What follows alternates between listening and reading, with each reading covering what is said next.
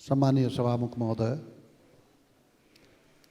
कुनै पनि देशको राजनीति र अर्थतन्त्र अन्योन्याश्रित रूपमा जोडिएको हुन्छ।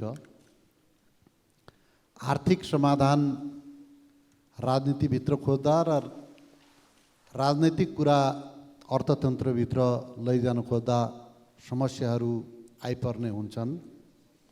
यस सन्दर्भमा नेपाल अहिले आर्थिक चुनौतीमा अगाडि बढिरहेका छ। हामी सबैले यो चुनौतीलाई सामना गर्नका लागि कोसिस गरिरहेका छौँ, प्रयत्न गरिरहेका छौँ र यो कोसिस जबसम्म जलस्रोतको नेपालमा व्यापक उत्पादन हुन सक्दैन। माननीय सदस्य, लिखित प्रश्न पढिदिनुहुनलाई म ध्यान आकर्षण गराउँछु। म पढ्दैछु सम्मानीय सभामुख महोदय।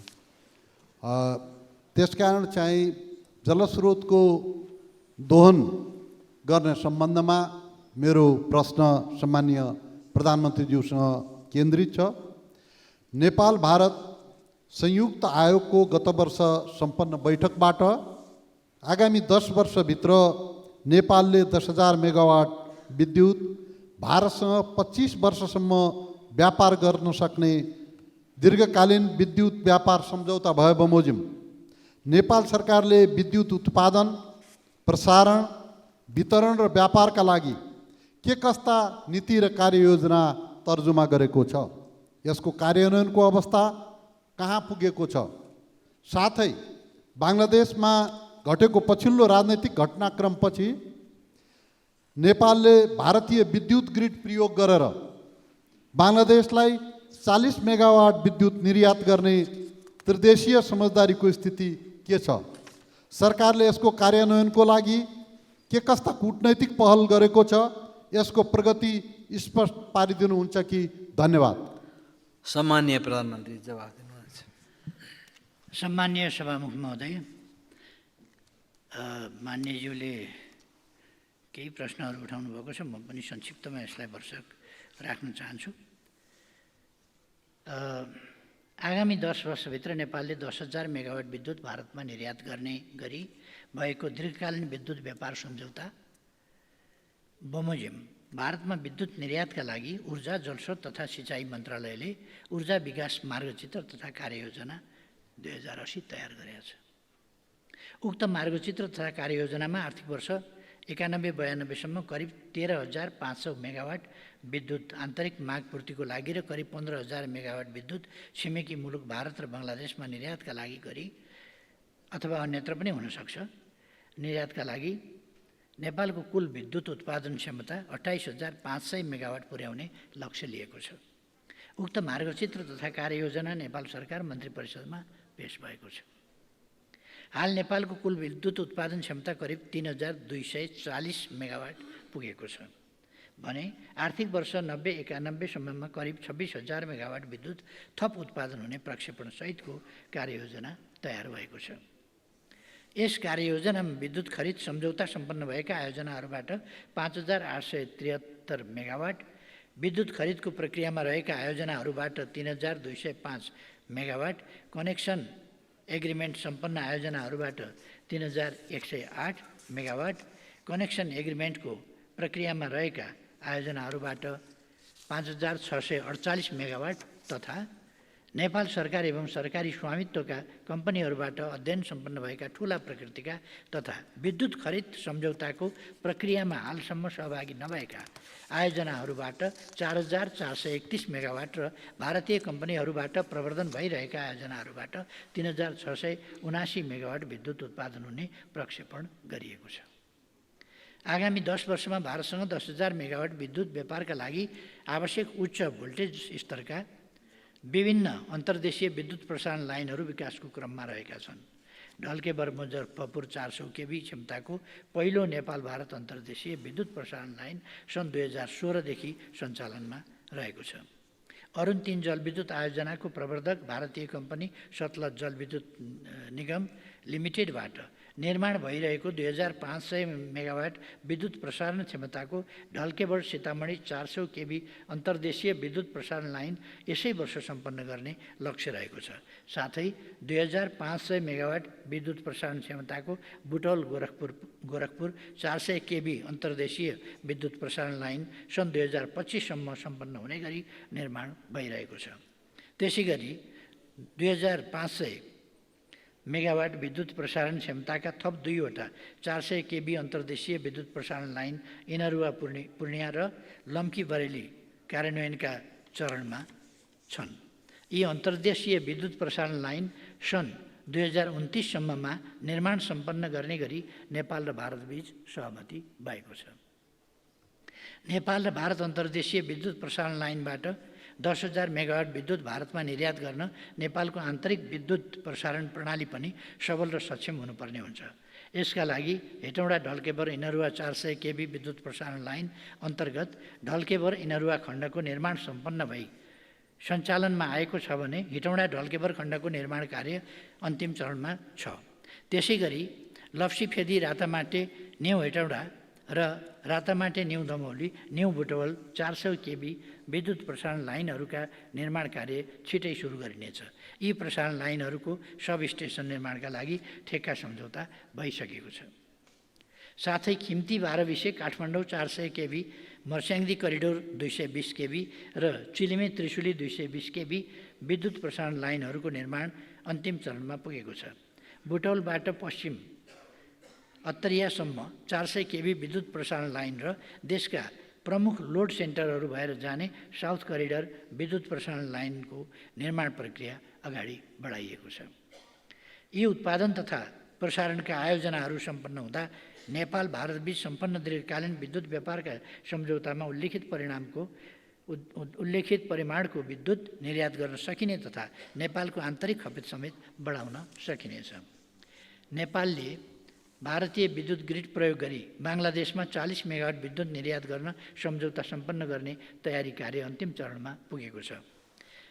गत 2081 साउन 13 तदनुसार 28 जुलाई 2024मा नेपाल भारत बङ्गलादेशका ऊर्जा मन्त्रीहरूको उपस्थितिमा काठमाडौँमा नेपाल विद्युत प्राधिकरण, बङ्गलादेश पावर डेभलपमेन्ट बोर्ड र भारतको एनटिपिसी विद्युत व्यापार निगम लिमिटेड बीच विद्युत बिक्री सम्झौता PAS हस्ताक्षरको तयारी भएको थियो।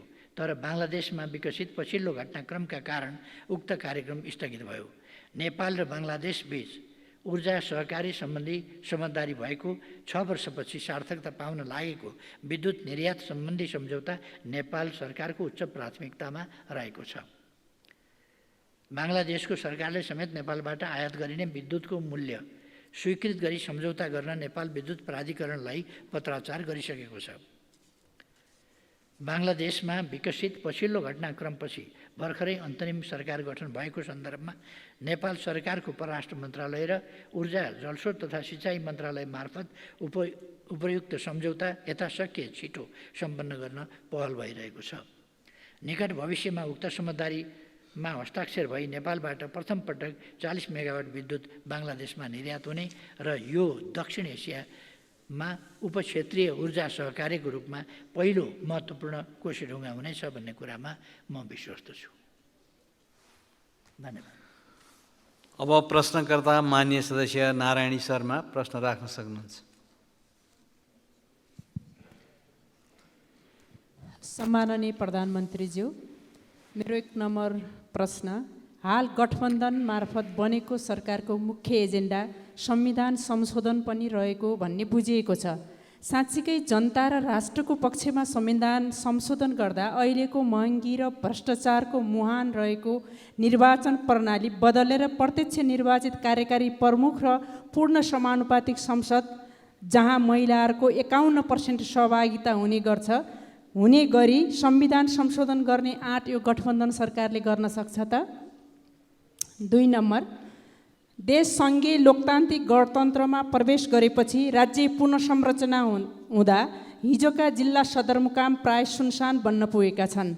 हिजो नागरिकको अरबौँको लगानी भएका जिल्ला सदरमुकाम खण्डहर बन्ने अवस्थामा छ र अब हिजोको जस्तो बनाउन त सम्भव छैन। त्यसकारण सुनसान बन्दै गरेको जिल्ला सदरमुकाममा भएको भौतिक संरचनालाई उपयोग गर्न के कार्यक्रम रहेको छ? कुनै शैक्षिक हब, मेडिकल हब, पर्यटन हब, सांस्कृतिक हब बनाएर जाने केही कार्यक्रम सरकारले बनाउन सक्छ? अर्को, आज ठुलो सहरहरूमा प्राय देखिने भनेको सटरहरूमा टु लेट लेखिएको देखिन्छ। यसरी धराशयी बन्दै गरेको व्यापार व्यवसायको उठान गर्ने, देशको अर्थतन्त्र बलियो र आत्मनिर्भर गराउन सरकारको योजना के छ? धन्यवाद। सम्माननीय प्रधानमन्त्रीज्यूलाई जवाब दिन अनुरोध गर्छु। सम्माननीय सभामुख महोदय, यो 1 नम्बर प्रश्न संविधान संशोधन सम्बन्धमा मैले अघि सुरुमै स्पष्ट पारिसकेको हुनाले यसमा समय खर्च गरिरहनु परेन।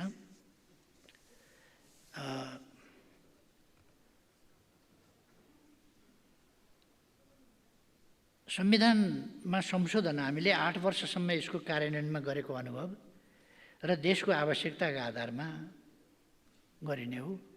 देशको आवश्यकता भन्नाले देशको हितको पक्षमा, जनता, विकास, सुशासन यसको पक्षमा, देशलाई आर्थिक सुशासन, समृद्धि, समानताको पक्षमा अगाडि बढाउन जे आवश्यक पर्छ त्यो गर्ने हो भन्ने मैले कुरा अघि नै भनेको छु।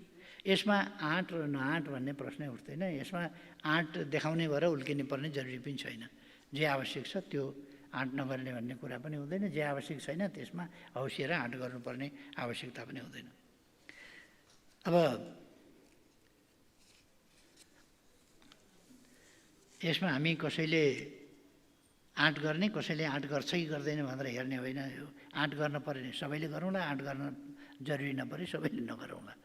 यसमा कसैले हेरौँ त आँट तिम्रो भन्ने, अनि कसैले आँट देखाउने, कसैले हेर्ने किन गर्नु परेको छ र? यो साझा सवाल हो, साझा ढङ्गले समाधान गरौँला। सङ्घीयता कार्यान्वयन पश्चात साबिकमा रहेका जिल्लास्थित केही कार्यालयहरूको काम स्थानीय तह र प्रदेशमा गएको छ। प्रदेशले जिल्लास्थित साबिक कार्यालयबाटै कृषि, पशु विकास, स्वास्थ्य, शहरी पूर्वाधार, खानेपानी लगायतका क्षेत्रमा सेवा दिइरहेको छ। सङ्घीय सरकार मातहत रहेर गृह प्रशासन, भूमि प्रशासन, शिक्षा विकास तथा समन्वय, पूर्वाधार विकासका क्षेत्रमा जिल्ला सदरमुकाम स्थित कार्यालयबाटै सेवा दिइरहेको अवस्था छ। जिल्ला सदरमुकाम क्षेत्रका स्थानीय तहले समेत स्थानीय तहको केन्द्रको रूपमा जिल्ला सदरमुकाम क्षेत्रबाट सेवा प्रदान गरिरहेका छन्। नेपाल सरकारले जिल्ला सदरमुकामसँग स्थानीय तह र प्रदेश जोड्ने गरी रणनीतिक विकास कार्यक्रमहरू सञ्चालन गरिरहेको छ। जिल्ला सदरमुकाममा हालका दिनमा प्रदेशको उपस्थितिले समेत गर्दा थप बजार क्षेत्रको रूपमा विकास भइरहेका छन्। विभिन्न जिल्ला सदरमुकाममा विगतमा निर्माण भएका पूर्वाधारमा सरकारको लगानी खेर जान नदिने र पूर्ण सदुपयोग गर्ने नीति सरकारले अवलम्बन गरिआएको छ र गर्नेछ। सरकारले वित्त नीति र मौद्रिक नीति मार्फत निजी क्षेत्रको मनोबल बढाउने, पुँजीगत खर्च क्षमता अभिवृद्धि गर्ने, सम्पन्न भएका आयोजनाहरूको भुक्तानी दिनुपर्ने रकम भुक्तानी दिने, पहिलेदेखि भुक्तानी नदिएकाहरूको पनि भुक्तानी दिने, उखु दुध उत्पादक कृषकहरूलाई भुक्तानी गर्नुपर्ने बाँकी रकम उपलब्ध गराउन उच्च प्राथमिकता दिने कार्ययोजना बनाएर काम गरिरहेको छ। यसबाट देशको अर्थतन्त्र बलियो र आत्मनिर्भर गराउन मद्दत पुग्ने विश्वास मैले लिएको छु। सँगसँगै म के भन्न चाहन्छु भने कतिपय उत्पादनका सम्बन्ध, उत्पादनका तरिका, उत्पादनका ढाँचाहरू गतिशील हुन्छन्, परिवर्तन भइरहन्छन्। यस्तो कुराहरूलाई हामीले धेरै अनौठो रूपमा पनि लिनु हुँदैन। लहरै अब पहिले यस्ता मलहरू खुलेका थिएनन्। लहरै सटर, एउटा घरमा 4वटा सटर, सानो सटर बनाएको हुन्थ्यो। अब छेउमा चाहिँ मल खुलेपछि सबै चिज त्यहाँ पाउने भएको हुनाले एउटा पसलमा एउटा चिज, अर्को पसलमा अर्को चिज, अर्को पसलमा अर्को चिज खोज्दै हिँड्नुभन्दा मान्छे अलिक मलमा जाने, सोझै त्यहीँ एकै ठाउँमा चाहिँ थुप्रै कुराहरूको सुविधा प्राप्त हुने, किनमेल गर्न पाइने भएको हुनाले अब सटर मान्छेहरू हिँड्ने परिपाटी कम भएको कारणले पनि सटरहरू बन्द भएका हुनसक्छन्, टु लेट भन्ने लेखिएको हुनसक्छ, जस्ता कुराहरू हुन सक्दछन्। त्यसर्थ यो परिवर्तित परिस्थितिलाई पनि बुझ्नुपर्छ। यो नकारात्मक ढङ्गले मात्र होइन, केही कुराहरू चाहिँ समयानुकूल ढङ्गले फरक पर्छन्। अब उहिले बाटाभरि भरिया देखिन्थे भनेर भरिया देखिएनन् भनेर अर्थतन्त्र चलायमान भएन भन्न मिल्दैन। बाटामा भरियाभन्दा अलिक पातला गाडी भयो भने एउटै गाडीले 100वटा भरिया 1000वटा भरियाका काम गरिदिन्छ। त्यस कारणले यस्तो भएको कुराहरूलाई पनि हामीले समयको गतिशीलतालाई पनि हेर्नुपर्छ जस्तो लाग्छ मलाई। धन्यवाद। अब प्रश्नकर्ता माननीय सदस्य नारायण प्रसाद आचार्य।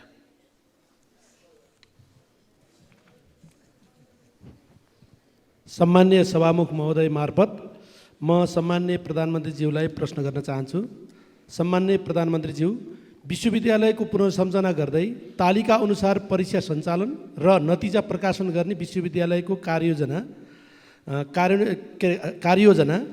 सञ्चालन कार्यान्वयन किन हुन सकेको छैन? विद्यार्थीहरू बिचमै विश्वविद्यालय छोड्ने जस्तो डरलाग्दो स्थितिलाई सन्तुलन ल्याउँदै विद्यार्थीहरूलाई देशमा नै बस्ने वातावरण निर्माण गर्ने सरकारको योजना के छ?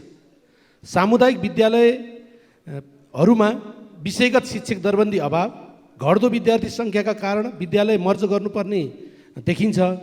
तर पहाडी क्षेत्रमा भौगोलिक दूरीका कारण विद्यार्थी विद्यालय जान नसक्ने अवस्था छ। त्यसैले प्रत्येक पालिकामा एउटा आवासीय विद्यालय र प्रत्येक वडामा एउटा नमुना विद्यालय, विषयगत शिक्षकसहित पूर्वाधार निर्माण र विद्यालयमा यातायातको साधन आवश्यक छ। सरकारको योजना के छ? सम्माननीय प्रधानमन्त्रीज्यू, फलफुल, खाद्यान्न र तरकारीमा देशलाई आत्मनिर्भर गराउने योजना के छ? छिमेकी मुलुकबाट आयात गरिने कृषिजन्य वस्तुमा गुणस्तर परीक्षण गर्न आवश्यक छ। सरकारले परीक्षणको व्यवस्था कहिले गर्छ? कृषकलाई विश्वासिलो वातावरण सहित देशमा उत्पादित वस्तुको बजारीकरणको योजना के छ? मल, बिउ, बिजन आवश्यक भण्डारण गर्ने योजना के छ? प्रश्न गर्न चाहन्छु, सरकारले सुन्तलालाई राष्ट्रिय फल घोषणा गरेको हुँदा यसको विकास गर्ने सरकारको योजना के छ? निर्वाचन क्षेत्र रणनीतिक सडक पुरा गर्ने योजना, पालिका पहुँच मार्ग, वडा पहुँच मार्ग र ग्रामीण सडक निर्माण गर्ने योजना के छ? सरकारले आइटी प्रणालीहरू मार्फत राजस्व सङ्कलनलाई आधुनिकीकरण गर्दै दक्षता, क्षमता र सुधार गरी सम्भावित भ्रष्टाचार कम गर्न सरकारको योजना के छ? सम्मान्य सभामुख मार्फत सम्मान्य प्रधानमन्त्रीज्यूलाई प्रश्न गर्न चाहन्छु। हस्, धन्यवाद। सम्माननीय प्रधानमन्त्री जवाब दिन सक्नुहुनेछ। सम्मान्य सभामुख महोदय, प्रश्नका लागि माननीयजीलाई धन्यवाद छ। सबै विश्वविद्यालयहरूमा विश्वविद्यालय अनुदान आयोगबाट निर्माण भएको एकीकृत शैक्षिक क्यालेन्डर कार्यान्वयनमा आएको छ। त्रिभुवन विश्वविद्यालयले 2080 सालमा सञ्चालन गरेका वार्षिक परीक्षाका 2,40,000 विद्यार्थीहरूको नतिजा प्रकाशन गरिसकेको छ। समयमै नतिजा प्रकाशनका लागि परीक्षा नियन्त्रण कार्यालयमा दैनिक 12 घण्टा काम गर्ने व्यवस्था गरिएको छ। 2081 जेठ 4 भन्दा पछि सञ्चालित परीक्षाका उत्तर पुस्तिकाहरू परीक्षा नियन्त्रण कार्यालयका पोखरा, विराटनगर, कैलाली र जनकपुरका क्षेत्रीय परीक्षा कार्यालयहरूबाट नै परीक्षण गराउने गरी व्यवस्था गरिएको छ। यसो गर्दा छोटो समयमा नतिजा प्रकाशन गर्ने कार्यमा सहयोग पुग्नेछ। विश्वविद्यालय सम्बन्धी एकीकृत ऐनको मस्यौदा तयार भई सुझाव सङ्कलनको कार्य भइरहेको छ। यस वर्षको बजेट वक्तव्यमा समेत विश्वविद्यालय अनुदान आयोगको पुनर्संरचना गरी यसले गर्ने कार्यहरूलाई प्रभावकारी बनाइने र उच्च शिक्षाको रूपान्तरण र गुणस्तर अभिवृद्धिका लागि विश्वविद्यालय एक अर्कामा गाभिने तथा पुनर्संरचना गर्ने सम्बन्धमा अध्ययन गर्ने विषय उल्लेख गरिएको छ। सरकारले यसै वर्ष ती कार्यहरू गर्नेछ। मदन भण्डारी विज्ञान तथा प्रविधि विश्वविद्यालयमा शिक्षण कार्यक्रम सुचारू सुरुवात भएको छ। शहीद दशरथ चन्द स्वास्थ्य विज्ञान विश्वविद्यालय निकट भविष्यमा सञ्चालन गर्ने गरी संसदमा विधेयक अघि बढाइएको छ। नेपालमा नै विश्वस्तरीय शिक्षा प्रदान गर्ने गरी नेपाल विश्वविद्यालय स्थापनाका लागि तयारी भइरहेको छ। यी विश्वविद्यालयहरूले साधारण नभई प्राविधिक उच्च शिक्षाका कार्यक्रमहरू सञ्चालन गर्नेछन्। विश्वविद्यालयहरूलाई नयाँ विषयहरू सञ्चालन गर्न प्रोत्साहित गर्ने कार्यक्रमहरू छन्। यी विभिन्न प्रयत्नहरू मार्फत शिक्षाका लागि विदेशी विद्यार्थीको सङ्ख्यामा केही कमी ल्याउन सकिन्छ भन्ने कुरामा सरकार विश्वस्त छ। विदेशी विद्यार्थीहरू शिक्षाका लागि मात्र नभई सुरक्षित भविष्यको आशाले पनि बाहिरिरहेका छन्। नेपालमै सम्भावना रहेको कुरामा विश्वास बढाउन हामीले शिक्षा, रोजगारी र स्वरोजगारीको वातावरणमा सुधार गर्नुपर्नेछ। हामीले सामूहिक प्रयत्नबाट मुलुकलाई समृद्ध बनाउनका लागि काम गर्नुपर्ने हुन्छ। हामीले विगत लामो समयदेखि सार्वजनिक विद्यालयहरूमा स्थायी शिक्षक दरबन्दी सिर्जना गरेका छैनौँ। सार्वजनिक विद्यालयहरूमा रहेको स्थायी शिक्षक दरबन्दीको अभाव पूर्ति गर्नका लागि सङ्घीय सरकारले राहत शिक्षक अनुदान र शिक्षण सिकाइ अनुदान बापत विद्यालयहरूलाई बजेट उपलब्ध गराउँदै आइरहेको छ। प्रदेश तथा स्थानीय तहबाट पनि शिक्षक दरबन्दी अभाव पूर्ति गर्नका लागि वार्षिक रूपमा विद्यालयहरूमा रकम उपलब्ध हुँदै आएको छ। शिक्षक दरबन्दी अभाव पूर्ति गर्नकै लागि संसदमा विचाराधीन विद्यालय शिक्षा सम्बन्धी विधेयकमा राहत दरबन्दी र शिक्षण सहयोग अनुदान कोटालाई स्थायी शिक्षक दरबन्दीमा रूपान्तरण गर्ने प्रस्ताव गरिएको छ। शिक्षक दरबन्दी मिलान तथा व्यवस्थापन कार्यविधि 2076 कार्यान्वयनमा छ। न्यून जनसङ्ख्या वृद्धि दर, बसाइसराईको कारण हिमाल तथा पहाडका विद्यालयहरूमा विद्यार्थी घट्दै गएका छन्। यी विषयहरूको सम्बोधनका लागि स्थानीय सरकारहरूले विद्यालय गाभ्ने सम्बन्धी विभिन्न नियमहरू कार्यान्वयनमा ल्याएका छन्। विद्यालय गाभ्ने विषय केवल विद्यार्थी सङ्ख्यामा मात्र आधारित बनाउनु हुँदैन। कम विद्यार्थी भएका विद्यालयहरूलाई साना विद्यालयका रूपमा पनि सञ्चालन गर्न सकिन्छ।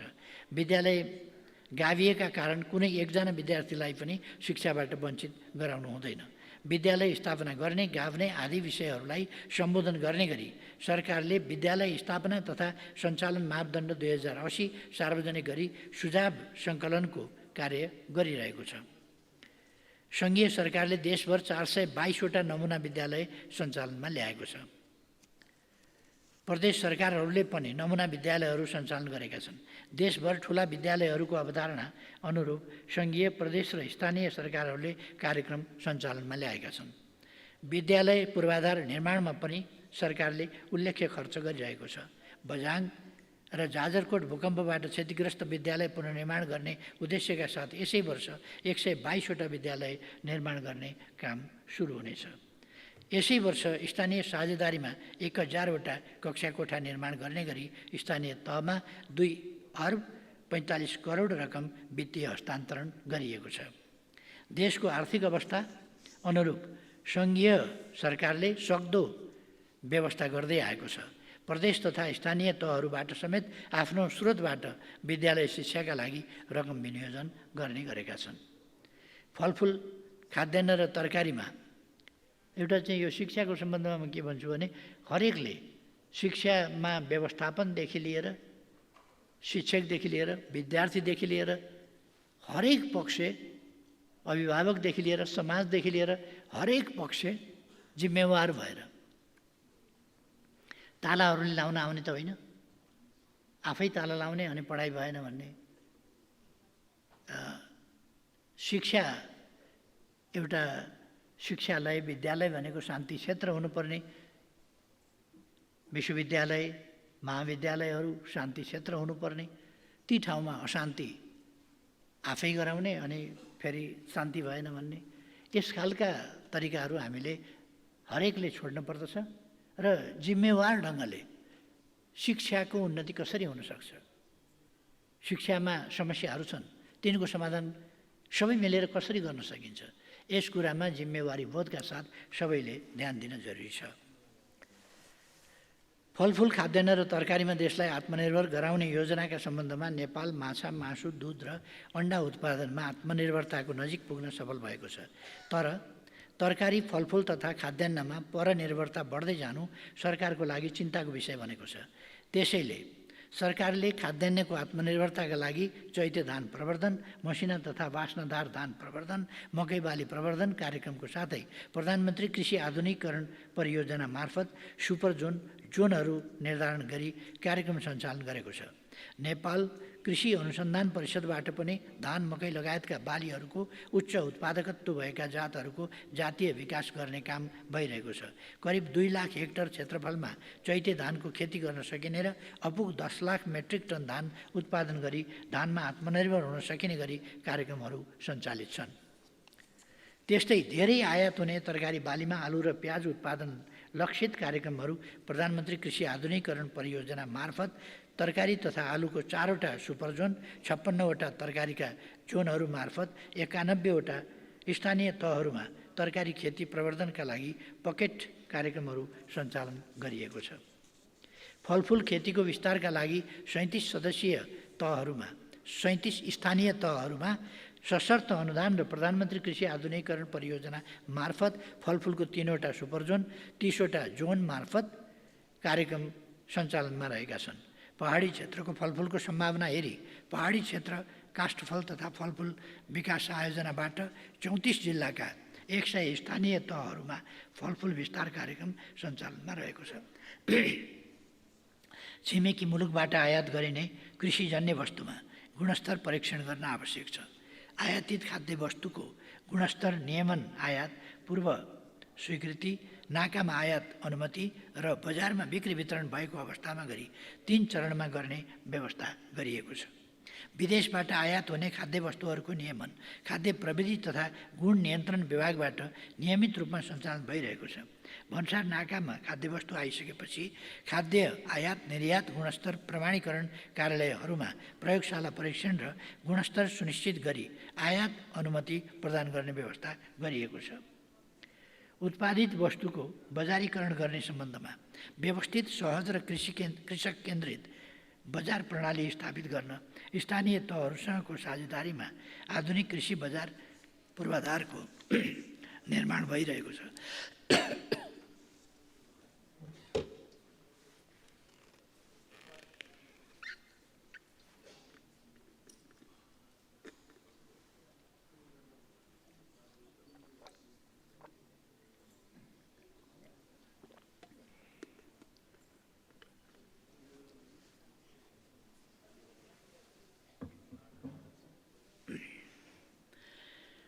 मसिना तथा बास्नादार धान, दाना उद्योगका लागि मकै लगायतका कृषि उत्पादनको प्रशोधन र बजारीकरण गर्न सम्बन्धित उद्योगसँग खरिद सम्झौता गर्ने पद्धति स्थापना गरिएको छ। प्रमुख खाद्यान्न बालीहरू धान, मकै र गहुँको समर्थन मूल्य एवं दूध र उखुको बिक्री मूल्य निर्धारण गरिएको छ। यसका अतिरिक्त स्थानीय तथा प्रदेश सरकारबाट समेत समर्थन मूल्य तोक्न सक्ने र कृषि उपजको बजारीकरणमा सहुलियत प्रदान गर्ने व्यवस्था गरिएको छ। मल बिउ बिजन अत्यावश्यक भण्डारण गर्ने योजना सम्बन्धमा प्रत्येक स्थानीय तहमा न्यूनतम क्षमताको मल बिउ बिजन तथा खाद्यान्न भण्डारणका पूर्वाधारहरू विकास गर्दै लैजाने लक्ष्य रहेको छ। साथै हाल कृषि सामग्री कम्पनी लिमिटेड र साल ट्रेडिङ कम्पनीसँग 2,15,000 मेट्रिक टन मलको भण्डारण गर्न सक्ने क्षमता रहेको छ। आयात गरिएको मलको 10% बफर स्टक गरी अभाव भएको क्षेत्र र समयमा उपलब्ध गराउने गरिएको छ। बिउ बिजनको क्षेत्रमा निजी बिउ बिजन कम्पनी तथा बिउ उत्पादक सहकारीहरूसँग 50,000 मेट्रिक टन भण्डारण क्षमता रहेको छ। मन्त्रालयले निजी क्षेत्र, सामुदायिक बिउ बैंक र सहकारीहरूको बिउ उत्पादन र भण्डारण क्षमता बढाउन प्रदेश र स्थानीय तहसँगको सहकार्यमा कार्यक्रमहरू सञ्चालन गरेको छ। हालसम्म 77वटा निजी क्षेत्रका विभिन्न संस्था, कम्पनी तथा सहकारीहरूले मूल स्रोत बिउ उत्पादन अनुमति लिएका र अनुमति लिएका निकायसँग औसतमा करिब 80 देखि 100 मेट्रिक टनसम्म स्रोत बिउ भण्डारण क्षमता रहेको छ, जुन हाललाई पर्याप्त हो। नेपालको राष्ट्रिय फल सुन्तला खेतीलाई विस्तार र विकास गर्न सुन्तला बालीका अनुसन्धान, गुणस्तरीय बिरुवाहरूको उत्पादन तथा वितरण, बगैँचाहरूको विस्तार तथा उत्पादन, भण्डारण तथा बजार व्यवस्थापनमा सुधार भइरहेको छ। सुन्तला जातका बगैँचामा रास रोग नियन्त्रण गर्न विदेशी विशेषज्ञहरू ल्याएर तालिमहरू सञ्चालन गरिएका छन्। प्रधानमन्त्री कृषि आधुनिकीकरण परियोजना मार्फत सुन्तलाको 2वटा सुपर जोन, 18वटा जोन मार्फत प्रादेशिक निकायहरू र 90वटा स्थानीय तहहरू मार्फत सुन्तला क्षेत्र विस्तारको कार्यक्रम सञ्चालन भइरहेको छ। पहाडी क्षेत्र काष्ठफल तथा फलफुल विकास आयोजनाबाट 34 जिल्लाका 100 स्थानीय तहहरू मार्फत सुन्तला बालीको क्षेत्र विस्तार गर्ने योजना रहेको छ।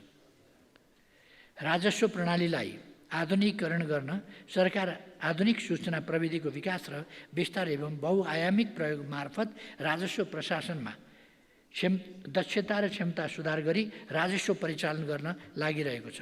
यसका लागि चालु आर्थिक वर्षमा मूल्य अभिवृद्धि करमा दर्ता भएका सबै करदाताले अनिवार्य रूपमा विद्युतीय प्रणालीबाट बीजक जारी गर्नुपर्ने व्यवस्था क्रमशः कार्यान्वयन गरी वार्षिक रु 25 करोडभन्दा बढीको कारोबार गर्ने सबै करदाताको कारोबारलाई केन्द्रीय बीजक अनुगमन प्रणालीमा आबद्ध गरिनेछ। साथै स्थानीय तहसँग समन्वय र सहकार्य गरी एकीकृत रूपमा करदाता दर्ता र करका विवरण सङ्कलन गर्न सूचना प्रणालीको विकास गर्ने, बैंक तथा वित्तीय संस्थामा र कर सूचना प्रणालीमा पेश गरिएका वित्तीय विवरणबीच आबद्धता कायम गर्ने स्वचालित प्रणाली विस्तार गरी लागू गर्ने, करदाताले बुझाउनु पर्ने विवरण बुझाएको र कर बक्यौता नरहेको अवस्थामा करदाता स्वयंले क्युआर कोड सहितको कर चुक्ता प्रमाणपत्र प्राप्त गर्न सक्ने प्रणालीको विकास गर्ने, व्यावसायिक कारोबारको भुक्तानी विद्युतीय माध्यम वा क्युआर कोड मार्फत गर्दा व्यावसायिक खातामा भुक्तानी गर्नुपर्ने कानुनी व्यवस्था गर्ने, कर परीक्षण तथा अनुसन्धानलाई स्वच्छ, पारदर्शी र आधुनिक बनाउन एसेसमेन्ट तथा फेसलेस अडिट लागू गर्ने र राजस्व प्रशासनमा इन्टेलिजेन्स युनिट खडा गरी सूचनाको प्राप्ति, वर्गीकरण, एकीकरण र विश्लेषण गर्ने प्रणालीको विकास गर्ने जस्ता सुधारका कार्य अगाडि बढाइनेछ। धन्यवाद मान्यजीलाई। अब प्रश्नकर्ता मान्य सदस्य नयनकला थापा।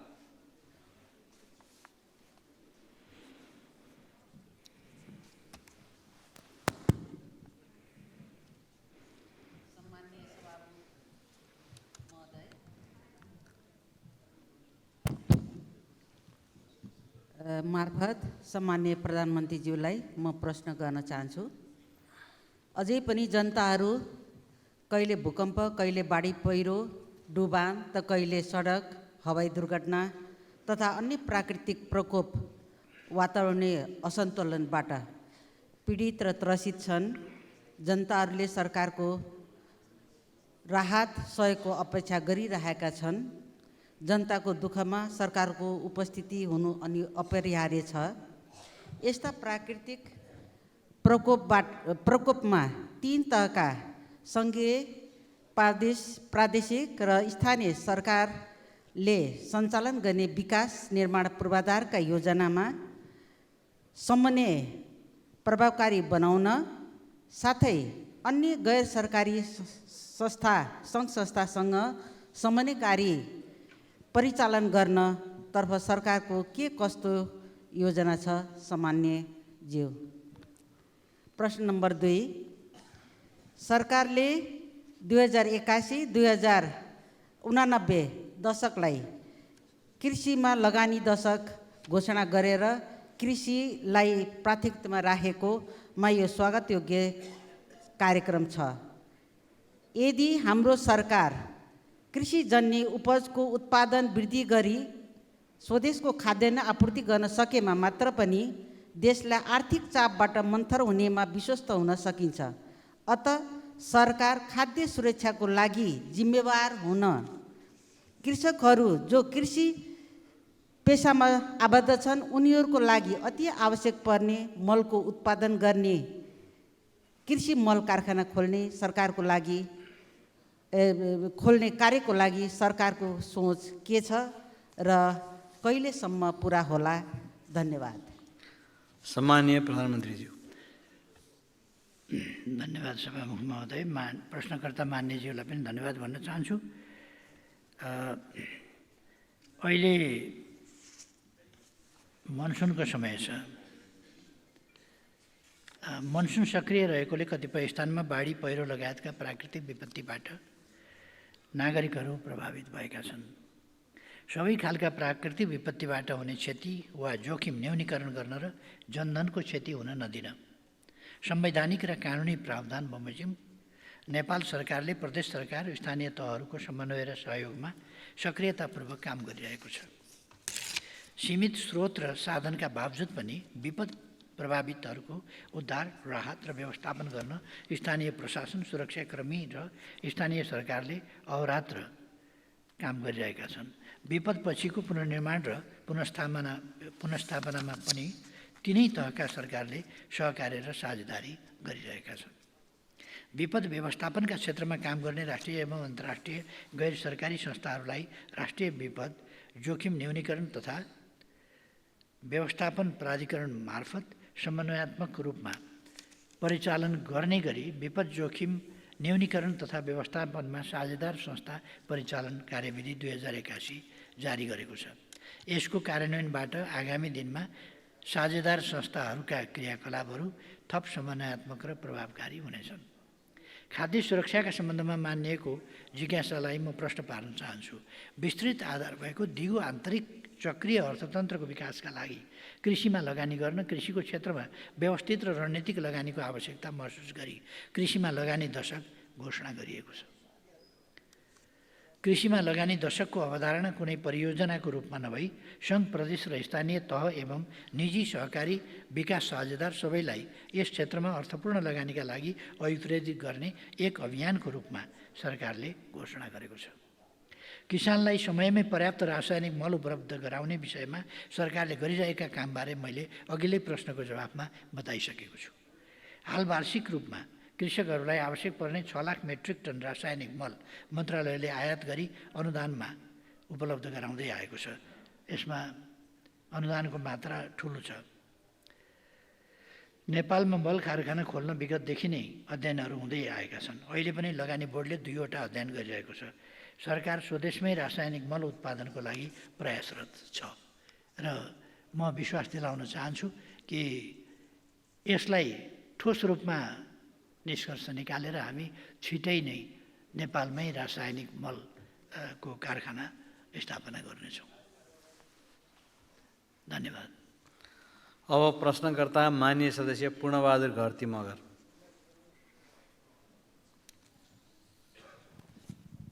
सम्मान्य सभामुखज्यू, सभामुखको अनुमतिले सम्मान्य प्रधानमन्त्रीज्यूबाट निम्न प्रश्नहरूको जवाफ चाहन्छु।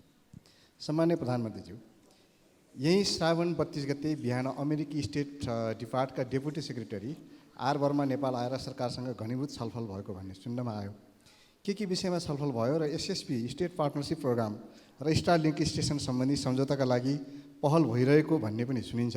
यस सम्बन्धी सम्मानित सदनलाई जानकारी गराउन म निवेदन गर्छु। दोस्रो, राष्ट्रिय सभाको विधायन समितिले सरकारले बनाउनु पर्ने भनी पठाएको अति आवश्यक ऐनहरूको सूची अनुसार सङ्घीयता कार्यान्वयनको महत्त्वपूर्ण ऐन सङ्घीय निजामती ऐन र प्रहरी समायोजन ऐन यो अधिवेशनमा पास हुन्छ कि हुँदैन, यस सम्बन्धमा किन ढिला भइराखेको छ? अर्को, हिजो सर्वसाधारण जनतालाई लोडसेडिङमा राखेर उद्योगी व्यवसायलाई दिएको विद्युतको बक्यौता नतिर्ने उद्योगीहरूबाट बक्यौता उठाएर सर्वसाधारण उपभोक्तालाई सहुलियत दिन हुँदैन? धन्यवाद। सम्माननीय प्रधानमन्त्रीज्यू।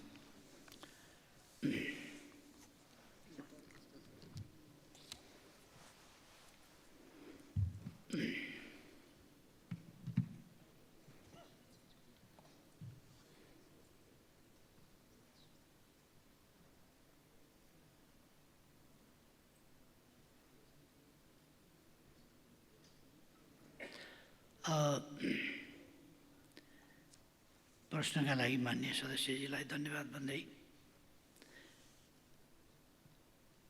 एउटा कुरा चाहिँ म वर्तमान सरकारसँग राष्ट्रिय हितको पक्षमा कुनै शङ्का नगर्न आग्रह गर्न चाहन्छु। यसले राष्ट्रिय हितको प्रश्नमा कुनै सौदाबाजी त्यस्तो गर्दैन। अमेरिकी deputy secretary of state for management and resources Shri Richard R वर्माले गत 16 अगस्त अर्थात् श्रावण 32 गते नेपाल भ्रमण गर्नुभएको थियो। त्यस अवसरमा उहाँले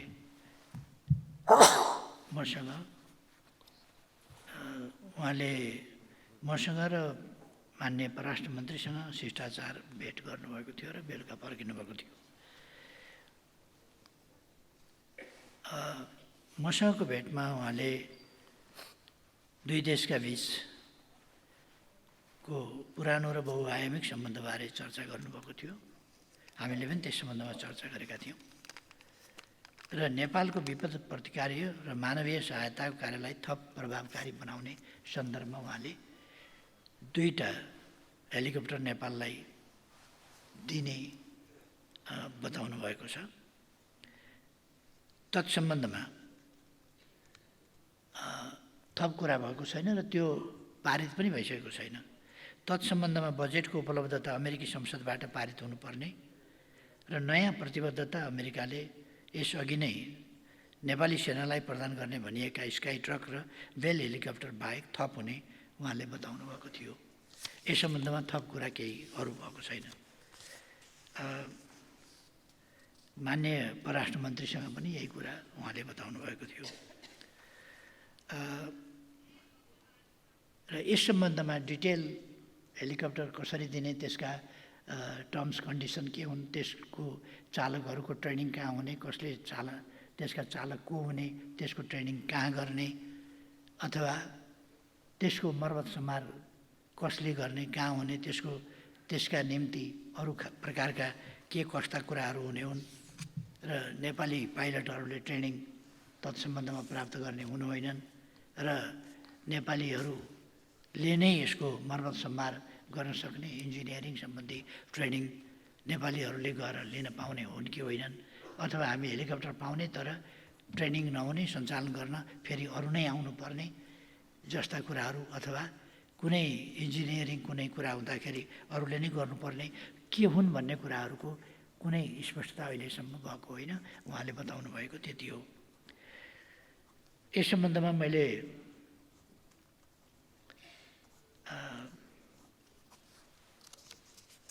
एसपिपी जस्ता कुरा, अरू कुराहरू कुनै विषयमा चर्चा नभएको म यस सदनलाई जानकारी गराउन चाहन्छु।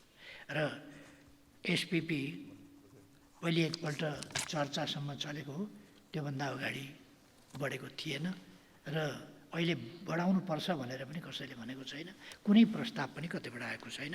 त्यो कुरा म बताउन चाहन्छु यस सभामा। त्यसबाहेक डेपुटी सेक्रेटरीले नेपालको सङ्क्रमण कार्यान्वयन न्याय सम्बन्धी विधेयक प्रतिनिधि सभाबाट पारित भएकोमा बधाई ज्ञापन गर्नुभएको थियो भने एमसिसी परियोजना जो यस संसदबाट बहुमतले पारित भएको थियो त्यसको कार्यान्वयनबारे सन्तुष्टि व्यक्त गर्नुभएको थियो। त्यसै गरी उहाँले युएसएआइडी र डिएफसी लगायतका अमेरिकी संस्थाहरू मार्फत नेपाललाई अमेरिकी सहायता तथा लगानी निरन्तर रहने प्रतिबद्धता व्यक्त गर्नुभएको थियो।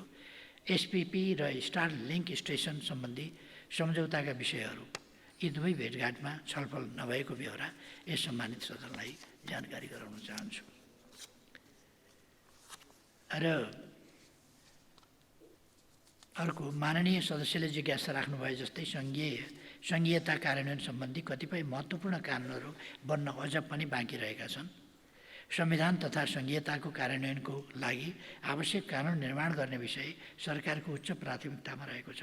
सङ्घीयता कार्यान्वयनलाई थप प्रभावकारी बनाउन प्रशासनिक सङ्घीयताको मार्गचित्र सहितको सङ्घीय निजामती सेवाको गठन, सञ्चालन र सेवाका शर्त सम्बन्धमा व्यवस्थापन गर्न बनेको विधेयक 2080 सङ्घीय संसदमा विचाराधीन रहेको छ।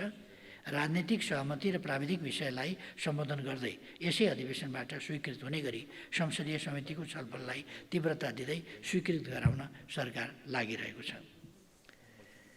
यसै गरी नेपाल प्रहरीको सञ्चालन तथा व्यवस्थापन नेपाल प्रहरी ऐन 2012बाट हुँदै आएको छ। बदलिँदो परिस्थिति अनुरूप नेपालको प्रहरी सञ्चालन कसरी गर्ने, के गर्ने, यसको सङ्घीय शासन प्रणाली अनुरूप बनाउनका लागि भर्ना, नियुक्ति, बढुवा, सरुवा जस्ता व्यवस्थित बनाएर कसरी अगाडि बढाउने भन्ने सम्बन्धमा छलफल भइरहेको छ। आवश्यक प्रक्रिया पुरा गरेपछि, छलफलको निष्कर्ष निस्किएपछि सम्मानित सदनमा त्यो विधेयक आउने नै छ। त्यसको मस्यौदा डेडिकेटेड र ट्रङ्क लाइनका विद्युत उपभोक्ताहरूबाट सरकारले बगौता महसुल उठाउँछ। एउटा बडो हल्ला चलाइएको छ। उद्योगीहरूले चलाइरहेको उद्योगको लाइन नकाट्नु, किनभने यो 8-10 वर्ष अगाडिदेखिको पेन्डिङ इस्यु, अनि यस पेन्डिङ इस्युलाई गोलमटोल गरेर 22 अरब तिर्नुपर्छ भन्ने, 22 अरब तिर्नुपर्छ भनेका ठाउँबाट 6 अरब मात्रै तिर्नुपर्छ भन्नेमा 6 अरबमा ल्याइ पुर्याउने, अनि 6 अरब चाहिँ उठाउँछ कि भने जस्तो पारेर विद्युत लाइन काट्ने। पहिले पनि लाइन काटेको थियो, फेरि जोडेको थियो, किन काट्यो किन जोडियो? काट्दै जोड्दै किन भयो? र 22 अरब असुल गर्नुपर्ने 6 अरब मात्रै किन हो त? अहिलेको सरकारले उठाउनु पर्छ। उपभोग गरेको विद्युतको महसुल उठाउनु पर्छ। उपभोग गरेको छैन भने उठाउनु पर्दैन भने हो। उपभोग गरेको महसुल उठाउनु पर्दैन कसले भने छ र? मैले यसै रोस्टमबाट विद्युत महसुल उठाउनु पर्छ भनेर रिपिटेडली भनेको छु। महसुल उठाउनु पर्छ। जसले महसुल नउठाएर समस्या पैदा भयो, जसले महसुल घुमाइ फिराइकन कहाँ गयो 16 अरब 22 अरब उठाउनु पर्ने भनेर महालेखाको प्रतिवेदनमा बुझाएर महालेखाको प्रतिवेदन संसदमा पेश भएको छ। 22 अरब उठाउनु पर्ने भन्ने, 22 अरब उठाउनु पर्ने भन्ने महालेखाको प्रतिवेदन छ र वार्षिक प्रतिवेदन गरिमामय संसद समक्ष प्रस्तुत भएको छ। राष्ट्रपति कहाँ प्रस्तुत भएर संसदमा आएको छ। अनि अहिलेको सरकारले नउठाउन खोज्यो भनेर यो प्रचारको तरिका अचम्म लाग्छ। हामीले भनेको उठाउन नउठाउने, 22 अरबलाई 6 अरबमा झार्ने अनि विद्युत महसुल काटेर उद्योगहरू उत्पादनमा यसै घाटा छ, विद्युत बढी भएर फ्लो भइराखेको छ, ओभरफ्लो स्पिल ओभर भइराखेको छ। यस्तो अवस्थामा विद्युतको महसुल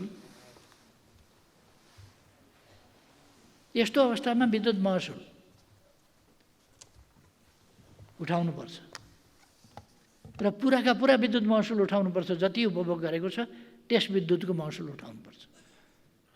छोडियो किन? 22 अरब भनियो किन? थिएन भने भनियो किन? महालेखाको प्रतिवेदनमा आयो कसरी? राष्ट्रपति कहाँ बुझाइयो कसरी? संसदमा बुझाइयो कसरी? अनि ठुला कुरा गरेर हुन्छ। त्यसकारण म अहिले पनि भन्न चाहन्छु, फेरि दोहोऱ्याएर भन्न चाहन्छु, विद्युत महसुल सम्पूर्ण महसुल उठाउनु पर्ने महसुल उठाउनुपर्छ। हामीले देशको उद्योगलाई घाटा पर्ने, उत्पादनलाई घाटा पर्ने विद्युतको टर्बाइन बन्द गरेर राख्नु पर्यो। विद्युतको एकातिर उत्पादन बन्द गरेर राख्नुपर्ने, अर्कातिर उद्योग चल्न नदिएर लाइन काट्नुपर्ने। लाइन विद्युत कम भएर लाइन काटे पनि होइन, अनि उद्योग चल्न मात्रै नदिनको कारण के त? विद्युतको लाइन मात्रै काट्नुपर्ने कारण के त? अनि के बार्गेनिङ हो त्यो? 16 अरब छुट दिएर 6 अरब उठाउन चाहिँ यो तमासा चाहिँ के हो त?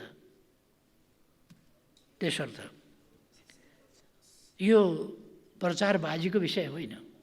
कसैलाई हिरो बनाउने, कसैलाई के गर्ने, यस्ता प्रयासहरूको कुनै अर्थ पनि छैन। ती प्रयासहरू काम पनि लाग्दैन।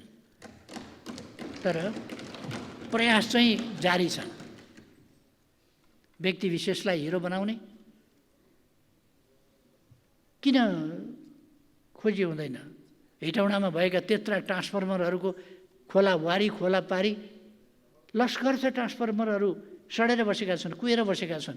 राज्यको सम्पत्ति, तामाको चिज राख्नुपर्ने ठाउँमा अल्मुनियम राखेर काम नलागेर ती ट्रान्सफर्मर त्यत्तिकै राखेका छ।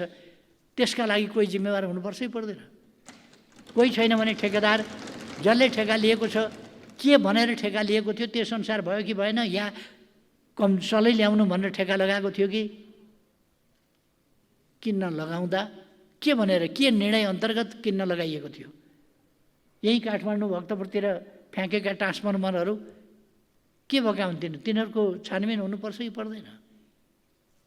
अनि सत्यलाई ढाकछोप गर्नका लागि चर्का आवाज निकालेर जनतालाई भ्रममा पारेर अनि भ्रष्टाचार भ्रष्टाचार भनेर कराएर अनि भ्रष्टाचारलाई चाहिँ झ्याप्प छोप्यो। त्यो खालका तरिकाहरू अहिलेको सरकारले अपनाउँदैन। त्यसकारण म स्पष्ट भन्न चाहन्छु, फेरि पनि कुनै रकममा कहीँ उपयोग गरेका विद्युतको महसुल असुल गर्ने कुरामा कुनै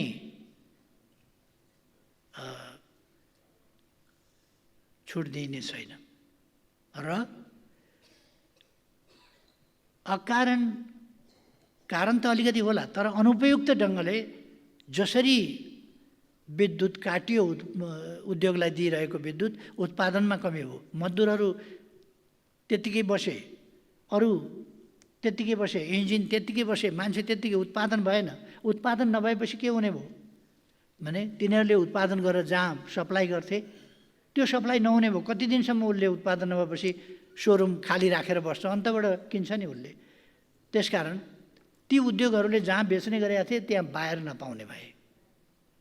अर्कोतिर जहाँबाट सामग्री किन्ने गरेका थिए कच्चा पदार्थ, यहाँ नलिने भइसकेपछि, उद्योग नचलेपछि लिने भएन। नलिएपछि अनि उनीहरूले सप्लायरबाट सप्लाई पनि नपाउने भए। प्रोडक्सनको उनीहरूको चेन नै, इन्डस्ट्रीको एक तहमा भन्ने हो भने इन्डस्ट्रीको तत्त्व नै ब्रेक हुने भयो। त त्यसो भएर यस्ता खालका कुराहरू हुनु हुँदैन भनेर सरकारले जिम्मेवारीपूर्वक ढङ्गले विद्युत प्राधिकरणलाई भनेको हो। यो किन छोडियो, किन उठाइएन, किन तबसम्म उठाइएन, किन समयमा भुक्तानी लिइएन, त्यति बेरै यसको छिनोफानो किन गरिएन। र अहिले उद्योगका लागि महसुल तिराउने, अहिलेसम्म महसुल तिराउन विद्युतको लाइन काटिया छ, कहीँ काटिया छ। विद्युत महसुल तिराउने बाटो भनेको विद्युतको लाइन काट्नु हो। कहीँ पनि विभिन्न होटलहरूमा विद्युतको लाइन कहिले कहिले समयमा नतिरेको हुनसक्छ, त्यसलाई जरिमाना समेत के पेनल्टी सेनल्टी लगाएर पनि फेरि असुल गरे हुन्छ, तर विद्युतको लाइन काटे हुँदैन। अस्पतालले कहिले कहिले पैसा तिर्न सकेन भने त्यसमा लाइन काटिन्छ, उद्योगमा काटिन्छ, होटलमा काटिन्छ लाइन, पैसा तिरेन भन्दैमा। अर्को कुरा त यो त व्यापार पनि हो नि सरकारको, आफ्नै व्यापार रोकेर अनि सरकारले त्यसरी काम गर्छ भन्ने कुरा मात्रै हो। यसमा म स्पष्ट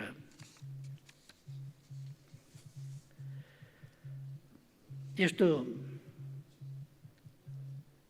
अर्को कुरा, यो सरकार र विद्युत प्राधिकरणका बीचमा जुन मतभेद भनेर हल्ला चलाइएको छ बाहिर, त्यस्तो मतभेद छैन। यो विद्युत प्राधिकरणलाई सरकारले भन्यो, यसो गरे होला, सुझाव दियो, उहाँहरूले आफै निर्णय गर्नुभयो, आफै लाइन जोड्नुभयो। त सरकारले गरेर जोडिदिया त होइन नि त, उहाँहरूले जोड्नुभयो। अर्को कुरा, सरकारले हस्तक्षेप गर्यो भन्ने, सरकारले अनि सरकार सञ्चालनमा निर्देशन दिँदैन, छोडिदिन्छ त। विद्युत प्राधिकरण बनाएपछि त्यो ब्राह्मणलाई कसैले गरेको गौदान हो, त्यो गौदान गरेपछि गयो, सिद्धियो, त्यसको सोधी खोजी पनि गर्न नपाइने। यो त गौदान त कसैलाई गरे होइन नि त। त्यस कारण सरकारले सोधी खोजी गर्छ, अवश्य जुनसुकै कुरा पनि गर्छ। सरकारले खर्च गर्नुपर्ने, अरू चिज दिनुपर्ने, सुविधा मिलाउनु पर्ने, सबै गर्नुपर्ने, त्यो त सरकार आफै जिम्मेवार हुन्छ नि त। त्यसकारण सरकारले त्यसमा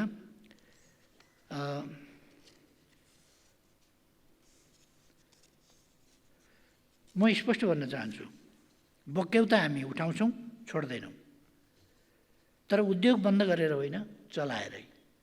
उद्योग बन्द गरेर बक्यौता उठ्छ भन्ने कुरा होइन, गलत हो। उद्योग नै बन्द हुँदा बक्यौता उठ्ने आधार पनि बन्द हुन्छ। त्यहाँ रोजगारी पाएकाको रोजगारी बन्द हुन्छ, उद्योग भएपछि उत्पादन पनि घट्छ, व्यापार घाटा बढ्छ। यी सबै कुरा ध्यान दिनु पर्दैन। त्यसकारण म फेरि पनि भन्न चाहन्छु, औद्योगिक ग्राहकसँग लिनुपर्ने खपत अनुसारको महसुल मिना गरिएको भन्ने झुटो सूचनाको पछि नलाग्न म सबैलाई आग्रह गर्न चाहन्छु। यो झुटो सूचना हो र 22 अरब भनेर संसदमा रिपोर्ट आएको छ, 6 अरब मात्रै उठाउनु पर्ने भन्ने अहिले विद्युत प्राधिकरणले भनेको छ भने यसमा यो मिना गरेको पनि अहिलेको सरकार बनेपछि अहिलेको सरकारले होइन है, स्पष्ट होस्। र यस्तो झुटो सूचनाको पछि नलाग्नका लागि म सबैलाई आग्रह गर्न चाहन्छु। सरकारले विभिन्न सहुलियत मार्फत सर्वसाधारणले खपत गर्ने विद्युतको शुल्कमा छुट दिएको छ। मासिक 21 लाख सर्वसाधारणलाई 20 युनिटसम्मको विद्युत निःशुल्क दिइएको छ। सर्वसाधारणलाई 20 युनिटसम्म खपत गर्ने उपभोक्ताहरूलाई केवल मासिक 30 रुपियाँ तिरे पुग्ने व्यवस्था गरिएको छ। त्यस्तै सिँचाइ वर्गका ग्राहकलाई प्रति युनिट 2 रुपियाँ 25 पैसाका दरले विद्युत उपलब्ध गराइएको छ भने सामुदायिक खानेपानीमा डिमान्ड चार्ज पुरै मिना गरी प्रति युनिट 4 रुपियाँ 20 पैसाको दरले विद्युत उपलब्ध गराइएको छ। चार्जिङ स्टेसनलाई सहुलियत दरमा प्रति युनिट 5 रुपियाँ 75 पैसाका दरले विद्युत उपलब्ध गराइएको छ। आगामी दिनमा सर्वसाधारणले उपभोग गर्ने विद्युत महसुल दर थप घटाउन सकिन्छ। औद्योगिक ग्राहकलाई शुल्क मिना गरेको, सर्वसाधारणसँग कसेर महसुल उठाएको भन्ने हल्लाको पछि यो नितान्त हल्ला र यो मलाई लाग्छ यो नजानेर होइन, जानी बिजिकन चलाइएको हल्ला। यस्ताका पछि नलाग्न र तथ्यहरू हेर्न, बुझ्न र बुझेर यसको सत्य बुझेर अगाडि बढ्न म सबैलाई पनि आग्रह गर्न चाहन्छु र प्रश्नकर्ता मान्यज्यूलाई पनि अनुरोध गर्न चाहन्छु। धन्यवाद।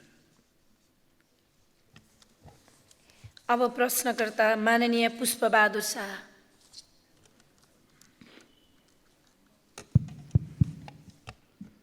सम्माननीय सभामुखज्यू मार्फत सम्माननीय प्रधानमन्त्रीज्यूलाई मेरो पहिलो प्रश्न, 439 मेगावाटको बेतान कर्णाली जलविद्युत आयोजना अछामको ढकारी गाउँपालिका र सुर्खेतको चौकुने गाउँपालिकामा पर्छ।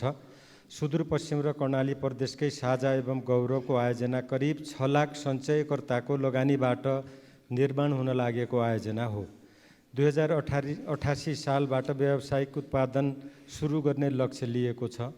यो आयोजनालाई विद्युत विकास विभागले 2 वर्षदेखि अहिलेसम्म उत्पादन अनुमति पत्र लाइसेन्स दिएको छैन।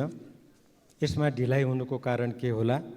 साथै माथिल्लो कर्णाली जलविद्युत आयोजना निर्माणका लागि सरकार र जिएमआर कम्पनी बीच समझदारी पत्र MOU भएको 16 वर्ष भइसकेको छ। हाल मन्त्री परिषद बैठकले वित्तीय स्रोत जुटाउन जिएमआरलाई 186 दिनको म्याद थप गरेको छ। के यो समयभित्र अब माथिल्लो कर्णालीको निर्माण कार्य अगाडि बढ्छ? प्रश्न नम्बर 2, 2034 सालमा निर्माण भएको जिल्ला अस्पताल अछाम हालसम्म टिनको छानामुनि सञ्चालनमा रहेको छ। अस्पताल निर्माणका लागि 50 करोडको ठेक्का आह्वान भए तापनि बजेट सुनिश्चितता नभएको कारणले ठेक्का सम्झौता हुन सकेको छैन। बजेट सुनिश्चित कहिले हुन्छ र निर्माण कहिले अगाडि बढ्छ? यो प्रश्न गर्न चाहन्छु। धन्यवाद। सम्माननीय प्रधानमन्त्री। मान्यज्यूले उठाउनु भएको वेतन कर्णाली जलविद्युत आयोजनाको अनुमति पत्र सम्बन्धमा 439 मेगावाट क्षमताको अर्ध जलाशययुक्त आयोजना वेतन कर्णाली सञ्चयकर्ता हाइड्रो पावर कम्पनी लिमिटेडले विद्युत उत्पादनको अनुमति प्राप्त गर्न मिति 78/11/10 विद्युत विकास विभागमा दरखास्त दिएको थियो। विद्युत आयोजनाको अनुमति पत्र सम्बन्धी निर्देशिका 2075 बमोजिम उत्पादन अनुमति पत्र प्राप्त गर्न प्रवर्धकले पेश गर्नुपर्ने कागजातहरू ढिला गरी प्राप्त भएकोले विभागले विद्युत उत्पादनको अनुमति पत्र प्रदान गर्ने प्रयोजनका लागि मिति 80/12/26 गते विद्युत नियमावली 2050 को दफा 16 बमोजिम सार्वजनिक सूचना प्रकाशित गरेको थियो। आयोजनाको वातावरणीय प्रभाव मूल्याङ्कन प्रतिवेदन 80/9/17 मा स्वीकृत भएको छ। वेतन कर्णाली सञ्चयकर्ता हाइड्रो पावर कम्पनी लिमिटेडले विद्युत आयोजनाको अनुमति पत्र सम्बन्धी निर्देशिका 2075 बमोजिम पेश गर्नुपर्ने नेटवर्थ सम्बन्धी कागजातहरू 2081 श्रावणमा पेश गरेको छ।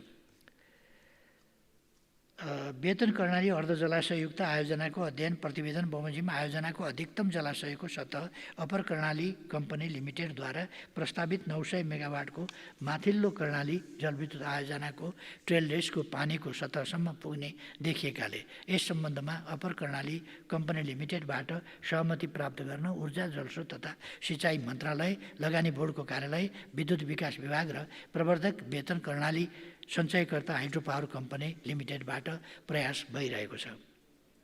त्यसै गरी माथिल्लो कर्णाली जलविद्युत आयोजनाको वित्तीय व्यवस्थापन सम्बन्धमा स्पष्ट गर्न चाहन्छु। माथिल्लो कर्णाली जलविद्युत आयोजनाको वित्तीय व्यवस्थापनका लागि नेपाल सरकार मन्त्री परिषदले पछिल्लो पटक मिति 79/3/31 मा 2 वर्ष अवधि थप गरेको थियो। नेपाल सरकारको उक्त निर्णय विरुद्ध सर्वोच्च अदालतमा मुद्दा परेको र उक्त मुद्दामा सर्वोच्च अदालतले मिति 79/7/17 मा म्याद थप कार्यान्वयन नगर्न अन्तरिम आदेश दिएको थियो भने मिति 80/1/24 को संवैधानिक इजलासले फेरि म्याद थप नगर्न नेपाल सरकार मन्त्री परिषदलाई निर्देशनात्मक आदेश दिएको थियो।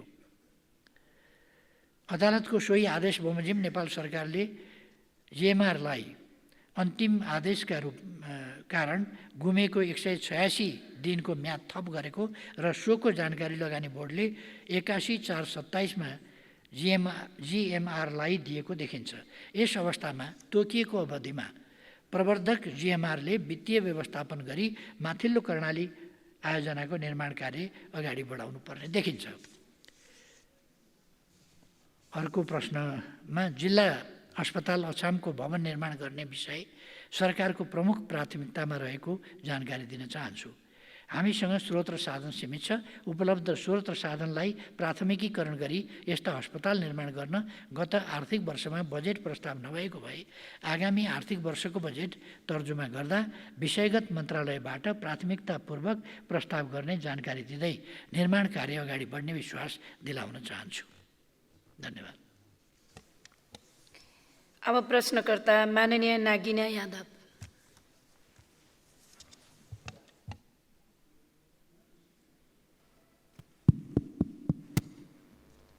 सम्माननीय सभामुख महोदय, सम्माननीय प्रधानमन्त्रीज्यू, म सम्माननीय सभामुखको अनुमतिले म आफ्नो लिखित प्रश्न पेश गरेकोलाई चाहिँ म यो सदनमा वाचन गर्न चाहन्छु।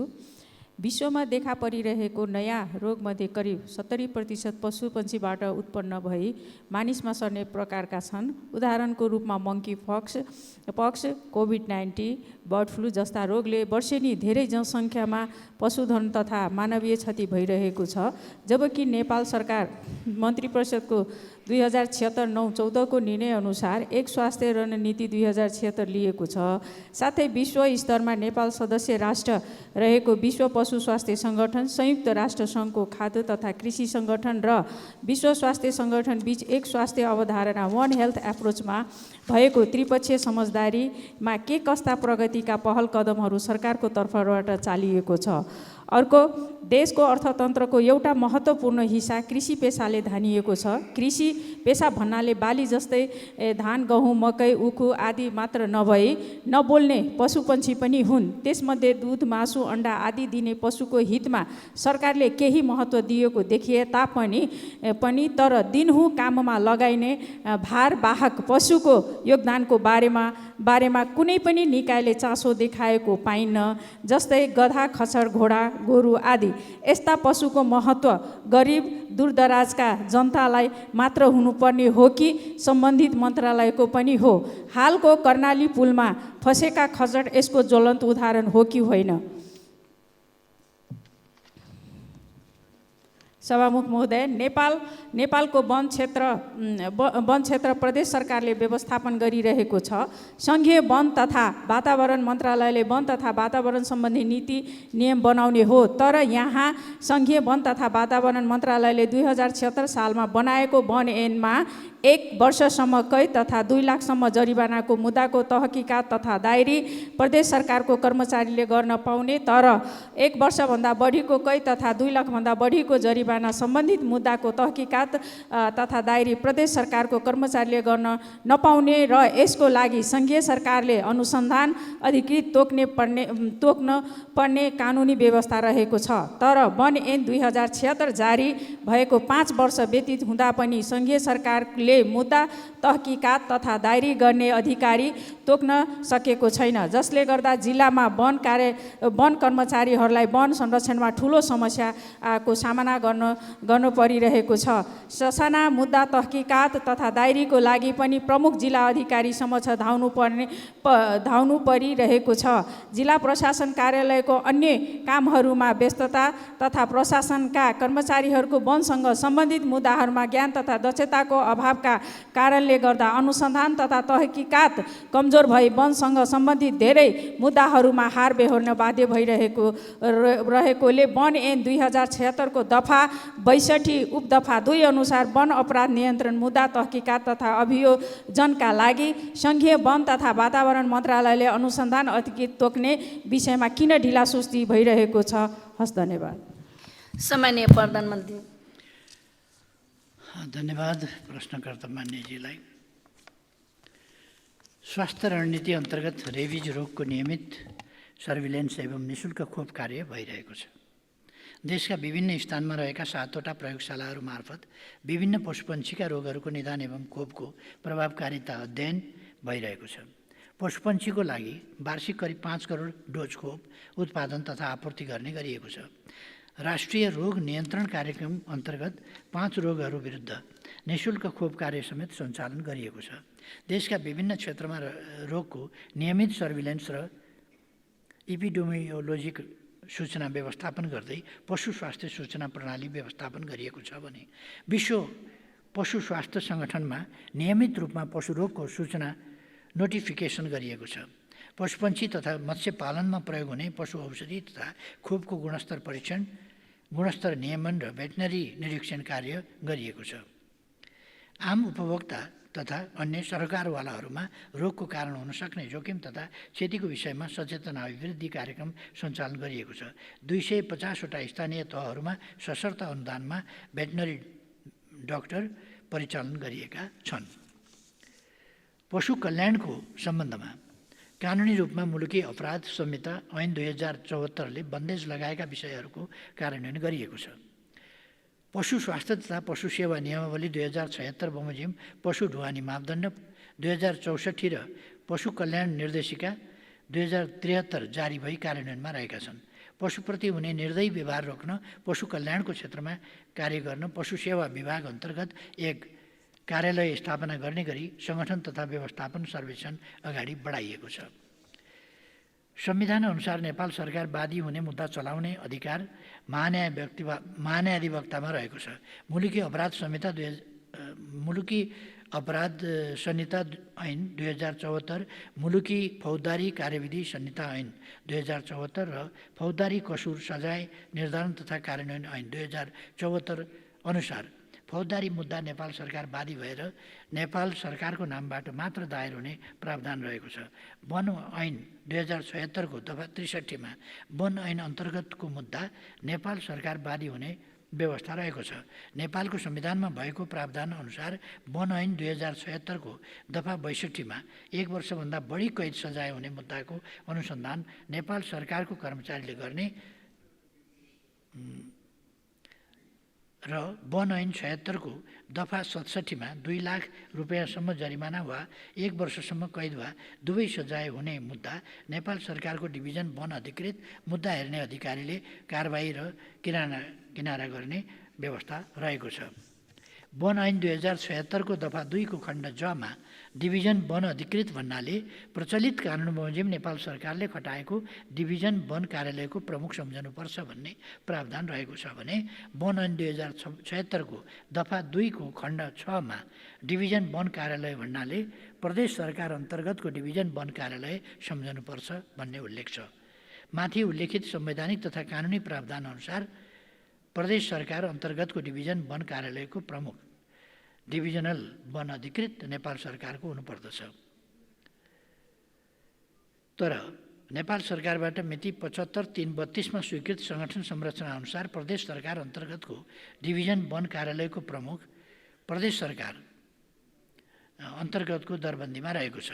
हाल डिभिजन वन कार्यालयका प्रमुख डिभिजनल वन अधिकृतहरू समायोजन ऐन अनुसार समायोजन भई प्रदेश सरकार प्रदेश सेवा अन्तर्गत रहेका छन्। यही कारणले डिभिजनल वन अधिकृतको क्षेत्राधिकारभित्र वनको अपराध अन्तर्गतको मुद्दाको कारबाही र किनाराका लागि समेत अदालत जानुपर्ने अवस्था रहेको छ। वनको संरक्षण, खास गरी वन ऐन 2076 को दफा 57 को विशेष अधिकार प्रयोगमा समस्या आएको छ। यस समस्यालाई सम्बोधन गर्न सरकार तयार छ। धन्यवाद। अब प्रश्नकर्ता माननीय पशुपति शमशेर जबरा।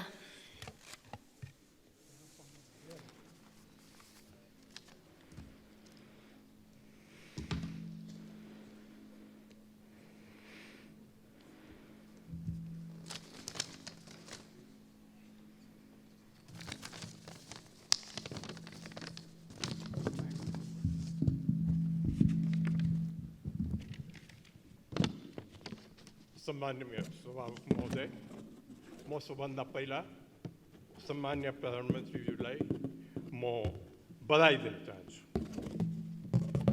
मेरो प्रश्न एउटा सरल र छोटो छ। नेपाली कांग्रेस र नेकपा एमाले बीचको वर्तमान सत्ता समीकरणको प्रमुख उद्देश्यहरू मध्ये एक वर्तमान संविधान संशोधन पनि हो भनिएको छ। संविधानको कुन कुन बुँदाहरूमा संशोधन गर्ने सरकारको उद्देश्य हो र संशोधन प्रक्रिया के हो, प्रश्न पार्न अनुरोध गर्दछु। सम्माननीय प्रधानमन्त्री। सम्माननीय सभामुख महोदय,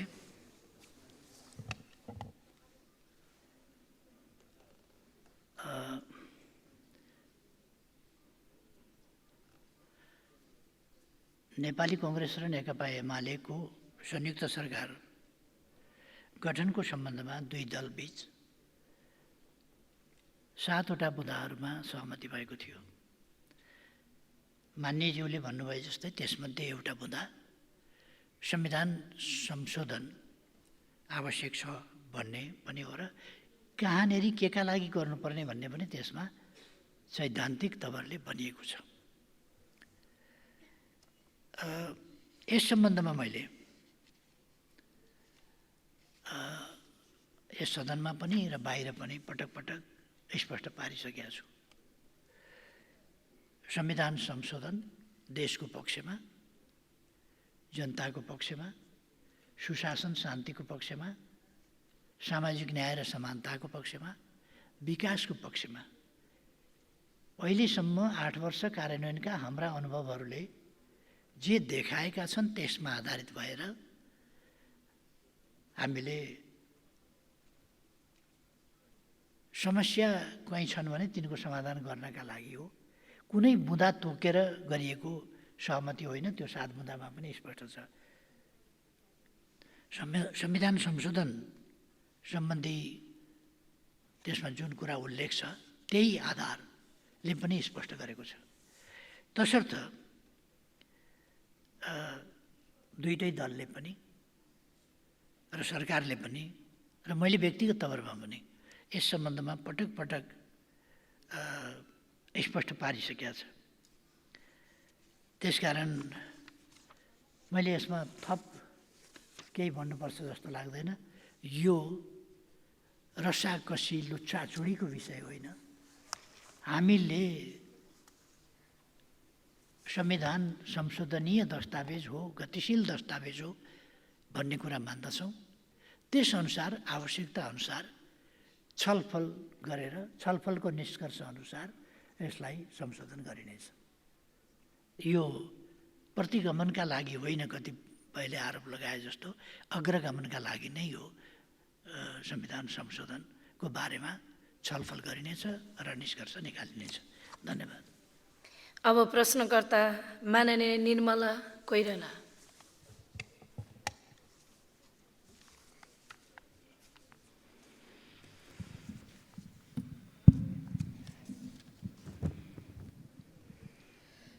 सम्माननीय सभामुख महोदय, म सभामुख मार्फत सम्माननीय प्रधानमन्त्री समक्ष केही प्रश्न राख्ने अनुमति चाहन्छु।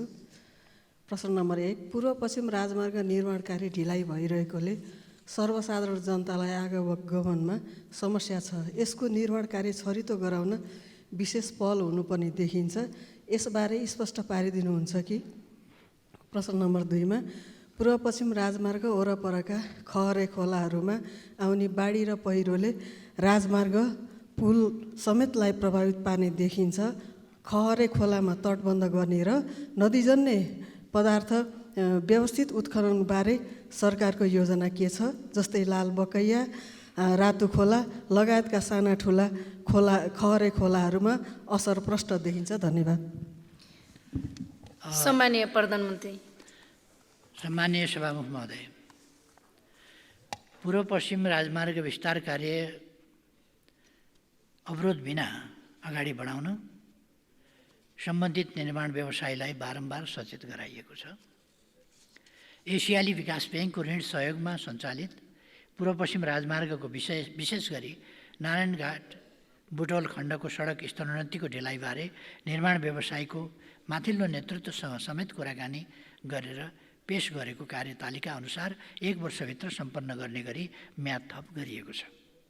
साथै सडक विभाग, भौतिक पूर्वाधार तथा यातायात मन्त्रालय र प्रधानमन्त्री तथा मन्त्री परिषदको कार्यालयबाट समेत यस योजनाको अनुगमन गरिएको छ। पेश गरेको कार्यतालिका अनुसार प्रगति हासिल नगरेमा ठेक्का अन्त्य गरी थप कारबाही गरिनेछ। अर्को, जलवायु परिवर्तनको असर नेपालमा अधिक देखिन थालेको छ। छोटो समयमा ठुलो वर्षा हुने जस्ता कारणले चुरेबाट निस्कने खोलाहरूमा पछिल्ला वर्षहरूमा बाढीको बढी समस्या देखिने गरेको छ। चुरे दोहन र अतिक्रमणका कारणले बाढीको प्रकोप बढ्दो रहेको छ।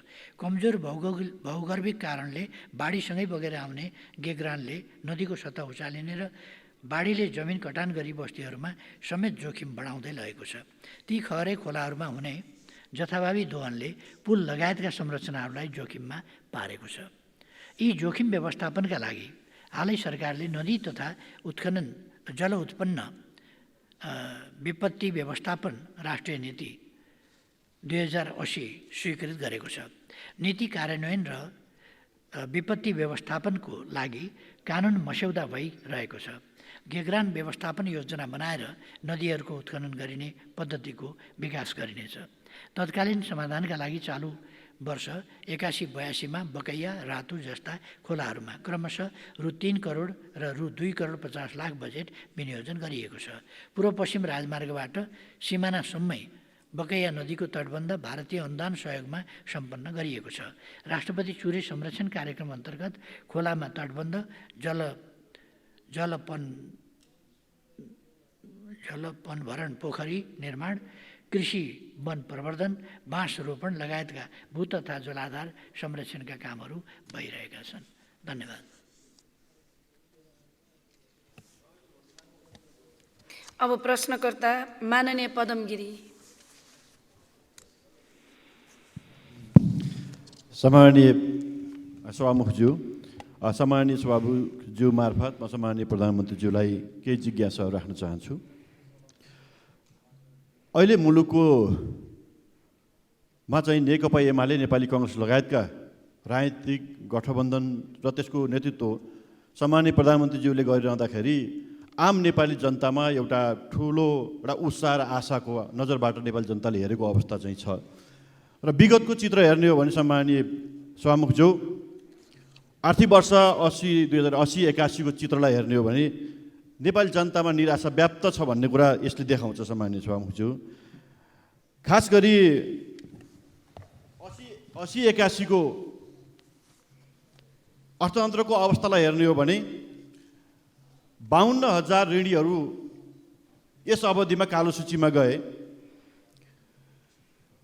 विश्वविद्यालयमा भर्ना हुनुपर्ने विद्यार्थीहरू अध्ययनकै निम्ति ठुलो सङ्ख्यामा विदेशिएका छन् र एक वर्षमा 1,12,000 विद्यार्थीले एनओसी लिएको देखिन्छ।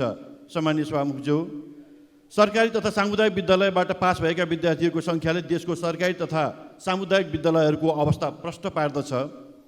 सरकारको पुँजीगत खर्च अत्यन्त न्यून छ, राजस्व सङ्कलन समेत सन्तोषजनक अवस्थामा छैन। यो विगतको आर्थिक वर्षको चित्र हो। यस्तो परिस्थितिमा यी समस्याहरूलाई समाधान गरेर मुलुकका यी समस्याहरूलाई समाधान गर्नका निम्ति सम्माननीय प्रधानमन्त्रीज्यूले कस्ता योजनाहरू बनाउनु भएको छ? र यति बेला मैले एउटा कुरा चाहिँ भन्न आवश्यक ठानेको छु। सम्माननीय प्रधानमन्त्रीज्यूको नेतृत्वमा सरकार गठन भइसकेपछि सुशासन र खास गरी आर्थिक क्षेत्रमा जुन सुधारका कामहरू हुँदै गएका अगाडि बढेका छन्, त्यसले जनतामा एक प्रकारको उत्साह भरिरहेको स्थितिमा यसले भविष्यमा निरन्तरता पाउँछ भन्ने कुराको कसरी सम्माननीय प्रधानमन्त्रीज्यूले आश्वस्त पार्नुहुन्छ भन्ने एउटा प्रश्न पनि म राख्न चाहन्छु। त्यस्तै गरेर पाँचथर जिल्लाको चियो भन्ज्याङदेखि बैतडीको झुलाघाटसम्म 1879 किलोमिटर लम्बाइ रहेको करिब 215 बस्तीहरू जोड्ने मध्य पहाडी लोकमार्गको सडक सीमा राइट अफ वेको निर्णय नहुँदा स्थानीयहरू वर्षौँदेखि अन्डोलमा रहेका र व्यावहारिक कठिनाइमा समेत परेका छन्। जग्गाको स्वामित्व रहेको र कर समेत तिरिरहेको नागरिकले लोकमार्गको सडक छेउछाउ पर्ने त्यस्ता जग्गाको बिक्री गर्न पाएका छैनन् भने नक्सा पास र बैंकिङ प्रयोजनका लागि समेत रोकिएको अवस्था छ। त्यसै गरी सडक निर्माण कार्य समेत प्रभावित भएको छ। तसर्थ मध्य पहाडी राजमार्ग, मदन भण्डारी राजमार्ग, उत्तर दक्षिण करिडोर लगायत अन्य रणनीतिक सडकहरूको सडक सीमा निर्धारण सम्बन्धमा नेपाल सरकारले कहिलेसम्म निर्णय गरी सरकारवालाहरूलाई नागरिकहरूलाई राहत दिने योजना छ? सामान्य प्रधानमन्त्रीज्यूबाट यसको उत्तरको अपेक्षा गर्दछु। धन्यवाद। सामान्य प्रधानमन्त्रीज्यू। सामान्य सभामुख महोदय, जनतामा विद्यमान रहेको निराशा चिर्न र आशाको नयाँ सञ्चार जगाउन नै अहिलेको नेपाली कङ्ग्रेस र नेकपा एमाले जस्ता ठुला दलहरू मिलेर यो सरकार बनेको हो। सरकार गठन पश्चात छोटो अवधिमै अर्थतन्त्रमा सकारात्मक नतिजाहरू देखिन थालेका छन्। गत वर्षको तुलनामा साउन महिनामै राजस्व परिचालन र पुँजीगत खर्चमा वृद्धि भएको कुरा अघि नै मैले माथि उल्लेख गरिसकेका छु। घर जग्गा कारोबार सुधार क्रमशः हुँदै गएको पनि मैले अघि माथि नै उल्लेख गरिसकेका छु। यसै गरी पुँजी बजारमा उल्लेखनीय सुधार आएको पनि हामी सबैमा सर्वविदितै छ। अर्थतन्त्रको बाह्य सूचक सुविधाजनक अवस्थामा रहेको छ भने लगानी गर्न निजी क्षेत्रको मनोबल अब उत्साहित देखिएको छ। आर्थिक गतिविधि क्रमशः चलायमान हुन थालेका छन्। सरकार गठन भएको 100 दिनभित्र जनतालाई प्रत्यक्ष लाभ हुने गरी नीतिगत कानुनी एवं सेवा प्रवाहमा सुधार गर्ने मार्गचित्र सहितको कार्ययोजना कार्यान्वयन प्रारम्भ भइसकेको जानकारी गराउन चाहन्छु। विक्रम सम्वत 2047 पछि र विशेष गरी पछिल्लो दशकमा सडक निर्माणमा द्रुततर गतिले वृद्धि भएको साथै मध्य पहाडी पुष्पलाल राजमार्ग, हुलाकी राजमार्ग, मदन भण्डारी राजमार्ग, उत्तर दक्षिण करिडोर लगायत अन्य थुप्रै राजमार्गहरूको निर्माण भएको छ। यी राजमार्गहरूको निर्माणमा जनताबाट सडकको लागि स्वैच्छिक रूपमा जग्गा प्राप्त भएको तर सडक सीमाको सम्बन्धमा विधिवत सडक सीमा तोकिसकेको अवस्था छैन। सडक सीमा राइट अफ वे तोक्न बाँकी यस्ता सडकहरूको भौगोलिक अवस्थिति, जग्गाको उपलब्धता, भविष्यमा हुन सक्ने सडकको विस्तार जस्ता पक्ष विचार गरी जनतालाई मर्का नपर्ने गरी सडक सीमा तोकिनेछ। धन्यवाद। अब प्रश्नकर्ता माननीय निशा डाङ्गे।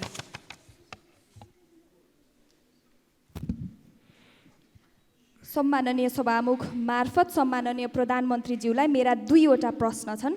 पहिलो प्रश्न, प्रधानमन्त्रीज्यूले अर्थतन्त्र चलायमान बनाउने र कैयौँ युवाहरूलाई रोजगारी सृजना गर्ने सपना देखाएर मेरो गृह जिल्ला र सम्माननीय प्रधानमन्त्रीज्यूकै निर्वाचन क्षेत्र समेत रहेको झापाको दमकमा दमक भ्यू टावर निर्माण गर्नुभएको छ।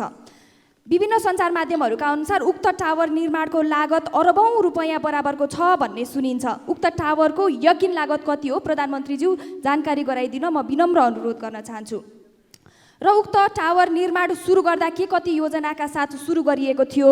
निर्माण सम्पन्न भइसक्दा पनि किन सञ्चालनमा आउन सकेन? यसरी नै सञ्चालनमा आउन सकेन भने अबको 2-4 वर्षमा त्यो भूतघर बन्छ कि भन्ने डर पनि उत्पन्न हुन थालिसकेको छ। त्यसैले त्यो टावरमा गरिएको लगानीलाई अर्थपूर्ण बनाउन र दिगो रूपमा सञ्चालन गर्न सरकारसँग के कस्तो योजनाहरू छ स्पष्ट पार्दिन पनि म प्रधानमन्त्रीज्यूलाई विनम्र अनुरोध गर्न चाहन्छु। त्यसै गरी प्रधानमन्त्रीज्यू पूर्वाधार निर्माणकै सम्बन्धमा नयाँ सरकार बनिसकेपछि असार 31 गते बसेको पहिलो मन्त्री परिषदको बैठकले 300 दिनभित्र कीर्तिपुर खेल मैदानलाई सुविधा सम्पन्न रङ्गशाला बनाउने निर्णय गरेको थियो। आज भदौ 6 गते भइसकेको छ। उक्त निर्णय गरेको 38 दिन बितिसकेको छ। 300 दिनलाई 100% मान्ने हो भने आजको दिनसम्ममा 12-13% काम सम्पन्न भइसक्नु पर्ने हो। त्यसैले उक्त खेल मैदानको निर्माणको प्रगति विवरणको बारेमा समेत जानकारी गराइदिन म अनुरोध गर्न चाहन्छु। प्रधानमन्त्रीज्यूले श्रावण 6 गते जस्तो लाग्छ भाषण गर्दै गर्दाखेरि की पर्फर्मेन्स इन्डिकेटर प्रयोग गर्छु, 7 दिनभित्र निर्णय नगर्ने कर्मचारीलाई कारबाही गर्छु भन्नुभएको थियो। कानुनी आधारहरू बनि नसकेर पनि होला अहिलेसम्म हामीले कोही कारबाहीमा परेको सुन्नमा चाहिँ आएको छैन। यसैमा आधारित मेरो दोस्रो प्रश्न रहेको छ। प्रधानमन्त्रीज्यू, भ्रष्टाचार अहिले पनि नेपालको एक प्रमुख समस्या रहेको छ। प्रधानमन्त्रीज्यूले पनि धेरै पटक बोल्दाखेरि भ्रष्टाचार रोक्छौँ भनेर पटक पटक बोलेको हामीले सुन्न पाउँछौँ। तर यसो हेर्दा 5 वर्ष हदम्यादको कुराले नीतिगत तहबाट नै सरकारले भ्रष्टाचारीलाई प्रोटेक्ट गर्न लागेको स्पष्ट रूपमा देखिन्छ। त्यसैले भ्रष्टाचार नियन्त्रणमा सफल हुन सरकारको पारदर्शिता र जवाफदेहिता बढाउन के रणनीतिहरू अपनाउने योजना छन्, यो पनि बताइदिन म अनुरोध गर्न चाहन्छु। र अन्त्यमा सार्वजनिक सेवा प्रवाह अनियमितता र ढिला सुस्तीलाई हटाएर सरकारले प्रविधिको प्रयोग गर्ने भन्दै आइरहेको छ। तर अहिले पनि नागरिकहरूले सार्वजनिक सेवा लिन जाँदा निकै नै दुःख पाइरहेका छन्। यसरी सरकारले पटक पटक भनिरहेको काम कहिलेबाट नागरिकले महसुस गर्न पाउँछन्? प्रधानमन्त्रीज्यू, धन्यवाद। सम्माननीय प्रधानमन्त्री। सभामुख महोदय, यो दमकमा एउटा बिजनेस कम्प्लेक्स बनेको छ। त्यस बिजनेस कम्प्लेक्सको उचाइ अलिक अल्गो छ, करिब 72 मिटर जति होला। अल्गो भएको हुनाले त्यसलाई टावर भने, र माथि गएर हेर्दा त टाढा टाढासम्म देखिने रहेछ भनेर भ्यू टावर पनि भने। तर त्यो बिजनेस कम्प्लेक्स हो। 5 बिघा जमिनमा त्यो टावर बनेको छ, पार्किङ आदि इत्यादिको सुविधा समेत। र त्यसमा 4वटा कि 6वटा लिफ्ट छन्। हरेक तलामा विभिन्न प्रकारका बिजनेस चल्न सक्दछन्। Hospital, 5 star hotel, IT park आदि विभिन्न कुराहरू तलामा बन्न सक्दछ। त्यस प्रकारको त्यो भवन बनेको छ। र 10 कट्ठा, अर्थात् 10 कट्ठा भनेको 7.5 रोपनी होला सायद, 7.5 रोपनी जति जमिनमा त्यो भवन निर्माण भएको छ। यो नितान्त भ्यू टावर होइन। भ्यू टावर बनाउनलाई अरबौँ खर्च कसैले गर्दैन। त्यो बिजनेस कम्प्लेक्स हो र त्यहाँका आर्थिक गतिविधि, त्यहाँको व्यापार, बिजनेस लगायतका काम कारबाहीहरूलाई अगाडि बढाउन त्यो भवनको निर्माण भएको हो। यस्तो कुराहरू हुने गर्छ।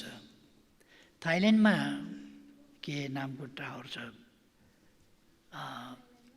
अहिले मैले ठ्याक्क नाम बिर्सेँ। त्यो टावर बनाउँदा त्यहाँको सरकारले गाली खायो। त्यस्तै मलेसियामा ट्विन टावर बनाउँदा महातिरले बेसरी गाली खाए। यस्ता अलगा भवन किन चाहियो भनेर अहिले त्यो बिजनेस सेन्टरको रूपमा भएको छ।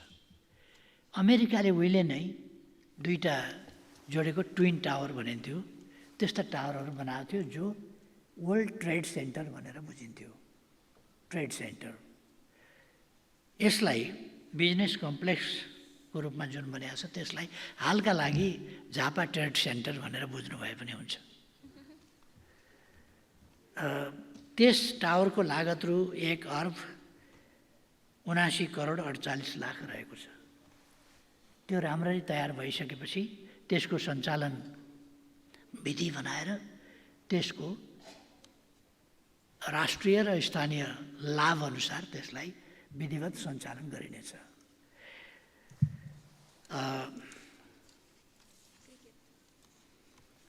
यसभित्र व्यापारिक पसलहरू, कार्पोरेट अफिसहरू, सेमिनार हल, प्रदर्शनी कक्ष, विभिन्न स्थानीय जातिहरूको संस्कृतिसँग सम्बन्धित सङ्ग्रहालय आदि समेत रहने भन्ने सोच बनाइएको छ। अब पछि के कसो गर्न सकिन्छ त्यो त सञ्चालनमा आउँदाखेरि, त्यो टेन्डरमा जाँदाखेरि त्यसलाई हेर्नुपर्छ के कुरामा त्यो प्रयोग हुन्छ भन्ने कुरा।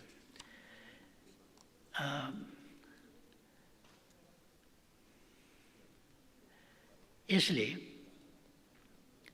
आसपासका बजारहरू र स्थानीय जनता लगायत यसले राष्ट्रिय अन्तर्राष्ट्रिय सेवा पनि पुर्याउन सकिन्छ। यदि यसलाई आइटी पार्कको रूपमा विकास गरियो भने यसले व्यापक रूपमा सुविधा राष्ट्रिय स्तरमा अथवा त्योभन्दा बाहिर पनि सुविधा पुर्याउन सक्दछ। यो टावर यस्तो टावर जन्मियो, हाम्रो देशको गीत गाउँदाखेरि यसको जन्मैदेखि अनेक प्रहार आए भनेर राष्ट्रिय गीतमा छ एउटा। यो जन्मिँदै यसका विरुद्ध अनेकौँ प्रहार आए भने जस्तै यो टावर कोही टेलिभिजनहरू खिच्न गए, कोही के गर्न गए, कोही छिमेकी सुकुम्बासीलाई यो यत्रो घर ठुलो बनेको, अलिक परका सुकुम्बासीलाई यत्रो घर बनाएको छ, यहाँ बस्न पाउनुभयो तपाईँले भनेर सोधेको छ। सुकुम्बासीको व्यवस्थापनका लागि त त्यो थिएन, त्यो त अर्कै व्यवस्थापन गर्नुपर्छ त्यहाँको सुकुम्बासीका लागि। तर त्यो घर के बन्यो, टावर टावर टावर टावर कसैको निम्ति त्यो व्यवसाय नै जस्तो भयो त्यसको विरोध गर्ने कुरा। त्यो एउटा दीर्घकालीन लाभको विषय हो र त्यो एक ढङ्गले भूकम्प प्रतिरोधिक दह्रो ढङ्गले बनाइएको छ र त्यसको जग 45 मिटर तलसम्म गएको छ र अत्यन्तै दह्रो बलियो गरी बनाइएको छ र त्यो सयौँ वर्षसम्म त्यसले प्रतिफल दिइरहनेछ। त्यसकारण यसमा म स्पष्ट गर्न चाहन्छु, यसमा केही लगेर बालुवामा पानी हाले जस्तो या खोलामा लगेर अलिकति दुध मिसाइदिए जस्तो केही अनावश्यक चिज पो गरेको हो कि भन्ने मान्यज्यूलाई र मान्यज्यूहरू कसैलाई पनि र देशैलाई पनि यो भ्रम नपरोस्। यो खास यस्ता कुराहरूले देशको अर्थतन्त्रलाई माथि बढाउने, आधुनिकतालाई माथि बढाउने काम नै गर्छन्। अन्तर्राष्ट्रिय रूपमा पनि हामीले यस्ता अनुभवहरू देखेका छौँ र बस्नकै लागि भनेर बनाए जस्तो मात्रै होइन, यस सन्दर्भमा कारोबार गर्नका लागि बनाइएको हुनाले त्यो कारोबार सुरु भएपछि प्रतिफल दिन्छ। त्यसै गरी मान्यज्यूले कीर्तिपुर रङ्गशाला निर्माणको प्रगति विवरण माग गर्नुभएको सम्बन्धमा खेल मैदानलाई 300 दिनभित्र रङ्गशाला बनाउने गरी द्रुत गतिमा काम गर्न मेरो नेतृत्वको मन्त्री परिषदको पहिलो बैठकले निर्णय गरेका थियो, यहाँले उल्लेख गर्नै भएको छ। सोही बमोजिम पहिलो 300 दिनमा अति आवश्यक पूर्वाधार र सुविधासहित अन्तर्राष्ट्रिय क्रिकेट सञ्चालन गर्ने गरी निर्माणको तयारी गरिएको छ। यो सजिलो काम होइन। हिसाब गरेरै मैले कि यो सुस्त गतिमा भन्यो भने यो 3 वर्षभन्दा बढी समय लाग्ने काम हो। यो स्वाभाविक गतिमा जान दिने हो भने 300 दिन त के 3 वर्षभन्दा बढी समय लाग्छ यस्तोमा। तर हामीले अहिले तत्कालै फ्लड लाइट, स्कोर बोर्ड यिनीहरूको स्थापना गरिहाल्छौँ र त्यहाँ कमसेकम राति पनि खेल्ने अभ्यास हाम्रा खेलाडीहरूको पहिलोपल्ट नेपालमै क्रिकेट खेलाडीहरूले राति पनि खेल्ने अभ्यास गर्न थालिहाल्नुहुनेछ अब केही समयभित्रै।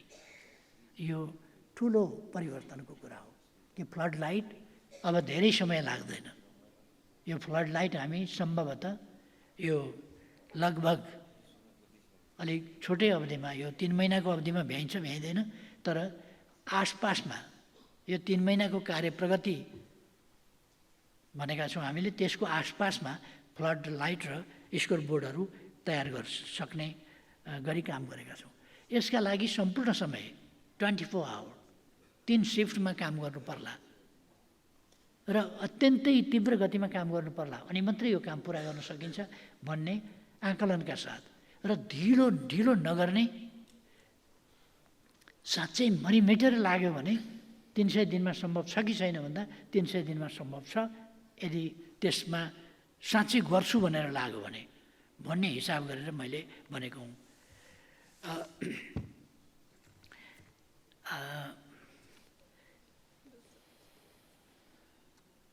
रङ्गशालालाई 9वटा क्षेत्रमा विभाजन गरेर पूर्वाधार निर्माण गर्न कार्ययोजना तयार भएको छ। हालसम्म रङ्गशाला क्षेत्रको टोपोग्राफी सर्वे गर्ने कार्य सम्पन्न भएको छ। अवधारणा नक्सा तयार गरेर संरचनाका लागि डिपिआर तयार गर्ने, खरिद प्रक्रिया र निर्माण कार्य द्रुत प्रक्रियाबाट सम्पन्न गर्ने गरी तयारी गरिएको छ। यो जुन दिन भन्यो त्यसै दिनबाट सुरु गर्न सकिँदैन। त्यो सुरु गर्नका लागि त्यसका प्रक्रिया हुन्छन्। डिपिआर तयार गर्नुपऱ्यो, डिजाइन तयार गर्नुपऱ्यो, यो सबै टोपोग्राफिक सर्वे गर्नुपऱ्यो। यी सबै कुरा गरेपछि मात्रै बल्ल हामी यसको निर्माणका निम्ति र खरिद प्रक्रियाका निम्ति व्यवस्था गरेर मात्रै यसलाई अगाडि बढाउन सक्छौँ। त्यसकारण आज भदौ 6 गते बिर्सियो कि भन्ने कुरा होइन, सम्झिराखेको छ। अझ मान्यजीले सम्झाउनु भयो, धन्यवाद छ। हालसम्म रङ्गशाला क्षेत्रको टोपोग्राफी सम्पन्न भएको छ। निर्माण कार्यलाई आवश्यकता अनुरूप 2 वा 3 सिफ्टमा गर्ने गरी ठेक्का बन्दोबस्त हुनेछ। यस कार्यका लागि अर्थ मन्त्रालय, शिक्षा विज्ञान तथा प्रविधि मन्त्रालय, युवा तथा खेलकुद मन्त्रालय, शहरी विकास मन्त्रालय र अन्य सरकारवाला सबै निकाय पूर्ण परिचालन भएका छन् र प्रधानमन्त्री तथा मन्त्री परिषद कार्यालयले आवश्यक संयोजन गरिरहेको छ। यस सम्बन्धमा यति भने पुग्छ जस्तो लाग्छ मलाई।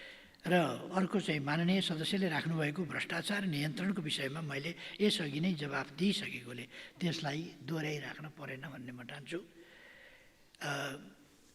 म तर्कमा भन्दा परिणाममा विश्वास गर्छु। त्यसकारण परिणाममा हामीले घोषणा गरेका कुराहरू परिणाममा हेरियोस्, आलोचना टिप्पणी गर्न हतार नगरियोस्, किनभने ती आलोचना टिप्पणीहरू फेल खानेछन्। त्यसकारण परिणाम हेरियोस्। भ्रष्टाचार नियन्त्रणको सन्दर्भमा हामी कदम चाल्छौँ कि चाल्दैनौँ, काम अगाडि बढाउँछौँ कि बढाउँदैनौँ, रोक्छौँ कि रोक्दैनौँ भ्रष्टाचार, या रोक्ने प्रयासलाई प्रभावकारी ढङ्गले अगाडि बढाउँछौँ कि बढाउँदैनौँ, यो कुरा हेरियोस्। सार्वजनिक सेवा प्रवाहमा अनियमितता र ढिलासुस्ती हटाउन प्रविधिको प्रयोग गर्ने सम्बन्धमा सरकारको यसको प्रक्रियालाई सरलीकरण गर्ने, एउटा निकायमा पेश गरेको कागज अर्को निकायमा दिनु नपर्ने, सेवाग्राही दौडन नपर्ने तर डाटा स्वतः दौडिने गरी विद्युतीय प्रणालीहरूबीच एकीकरण गर्ने, घरबाटै धेरैभन्दा धेरै सेवा लिन सक्ने गरी फेसलेस सेवा प्रवाह गर्ने र विकास निर्माणको अनुगमन मूल्याङ्कनमा प्रविधिको प्रयोग गर्ने कार्यलाई सरकारले उच्च प्राथमिकतामा राखेको छ। नागरिक एपबाट सवारी चालक अनुमति पत्र व्यवस्थापन गर्ने र यसलाई राष्ट्रिय परिचय पत्रसँग आबद्धता गर्ने काम अगाडि बढाइसकिएको छ।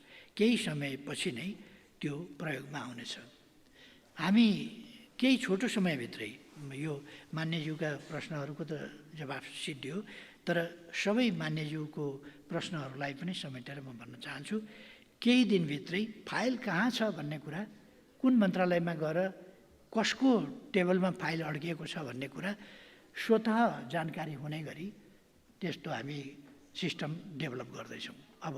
र 3 दिनभित्र कुनै पनि मन्त्रालयले फाइल रोक्न नपाउने, त्यसलाई 3 दिनभित्रै अगाडि बढाइसक्नुपर्ने, त्यो पनि हामीले जारी गर्दैछौँ। त्यसै गरेर अर्को एउटा कुरा, शिक्षाको क्षेत्रमा अघि काफी कुराहरू चलेको थियो। शिक्षाको क्षेत्रमा म भन्न चाहन्छु, यस वर्ष 52% यी दिने विद्यार्थीहरू फेल भए। 50%भन्दा माथिकै सङ्ख्या रह्यो फेल हुने 12 कक्षामा पनि। यो खालको कुरा, यो बाध्यता हो, व्यवस्था हो, अवस्था यस्तै छ भनेर चुप लागेर बस्न सकिने विषय होइन। यस विषयलाई हामी तुरुन्तै नै कदम चाल्नेछौँ कि अर्को वर्ष 52% होइन, 30% भन्दा माथि कमसेकम एकै वर्षमा पनि 20% कमसेकम असफल हुने विद्यार्थीहरूको सङ्ख्या घटाएर छोड्ने, त्यो मैले चाहिँ प्रतिबद्धता लिएको छु। यसका निम्ति काठमाडौँबाट र विभिन्न प्रादेशिक केन्द्रहरूबाट समेत कहाँबाट हुनसक्छ, हामी अनलाइन पढाइ मार्फत English, math, optional math, science र सोसियोलोजी जस्ता विषयहरूको पढाइ अनलाइनबाट पनि दिनेछौँ, जसले गर्दा यिनै विषय हुन् विद्यार्थी फेल हुने। अहिलेदेखि हामीले ती विषयहरूमा गुणस्तरीय शिक्षा यहीँबाट उपलब्ध गरायौँ भने त्यहाँ गुणस्तरीय शिक्षक पाइएन अथवा राम्रो स्तरीय शिक्षक पाइएन, दक्ष शिक्षक पाइएन भन्ने समस्याको पनि हल हुन्छ। र मुख्य कुरा, विद्यार्थी फेल हुनमा शिक्षकले आफ्नो या त ज्ञानको कमी वा ज्ञान सम्प्रेषण कलाको कमीको कारणले विद्यार्थी फेल हुन्छन् मुख्य रूपमा। यो कुरालाई हामी समाधान गर्छौँ र 1 वर्षमै नतिजा कसरी उल्लेखित सुधार ल्याउन सकिन्छ भन्ने कुरा पनि हामी हेर्छौँ। हामी खालि कुरा मात्रै गरिराखेका हुँदैनौँ। र म मान्यजीहरूलाई भन्न चाहन्छु, मेरो निर्वाचन क्षेत्रका विद्यार्थीहरूलाई मैले अनलाइन शिक्षण सेवा उपलब्ध गराएको छु। त्यसकारण त्यो कुरालाई अब म सरकारमा आइसकेपछि देशभरि फैलाउन सकिन्छ भन्ने ठान्छु र देशभरि यसलाई फैलाइनेछ। अब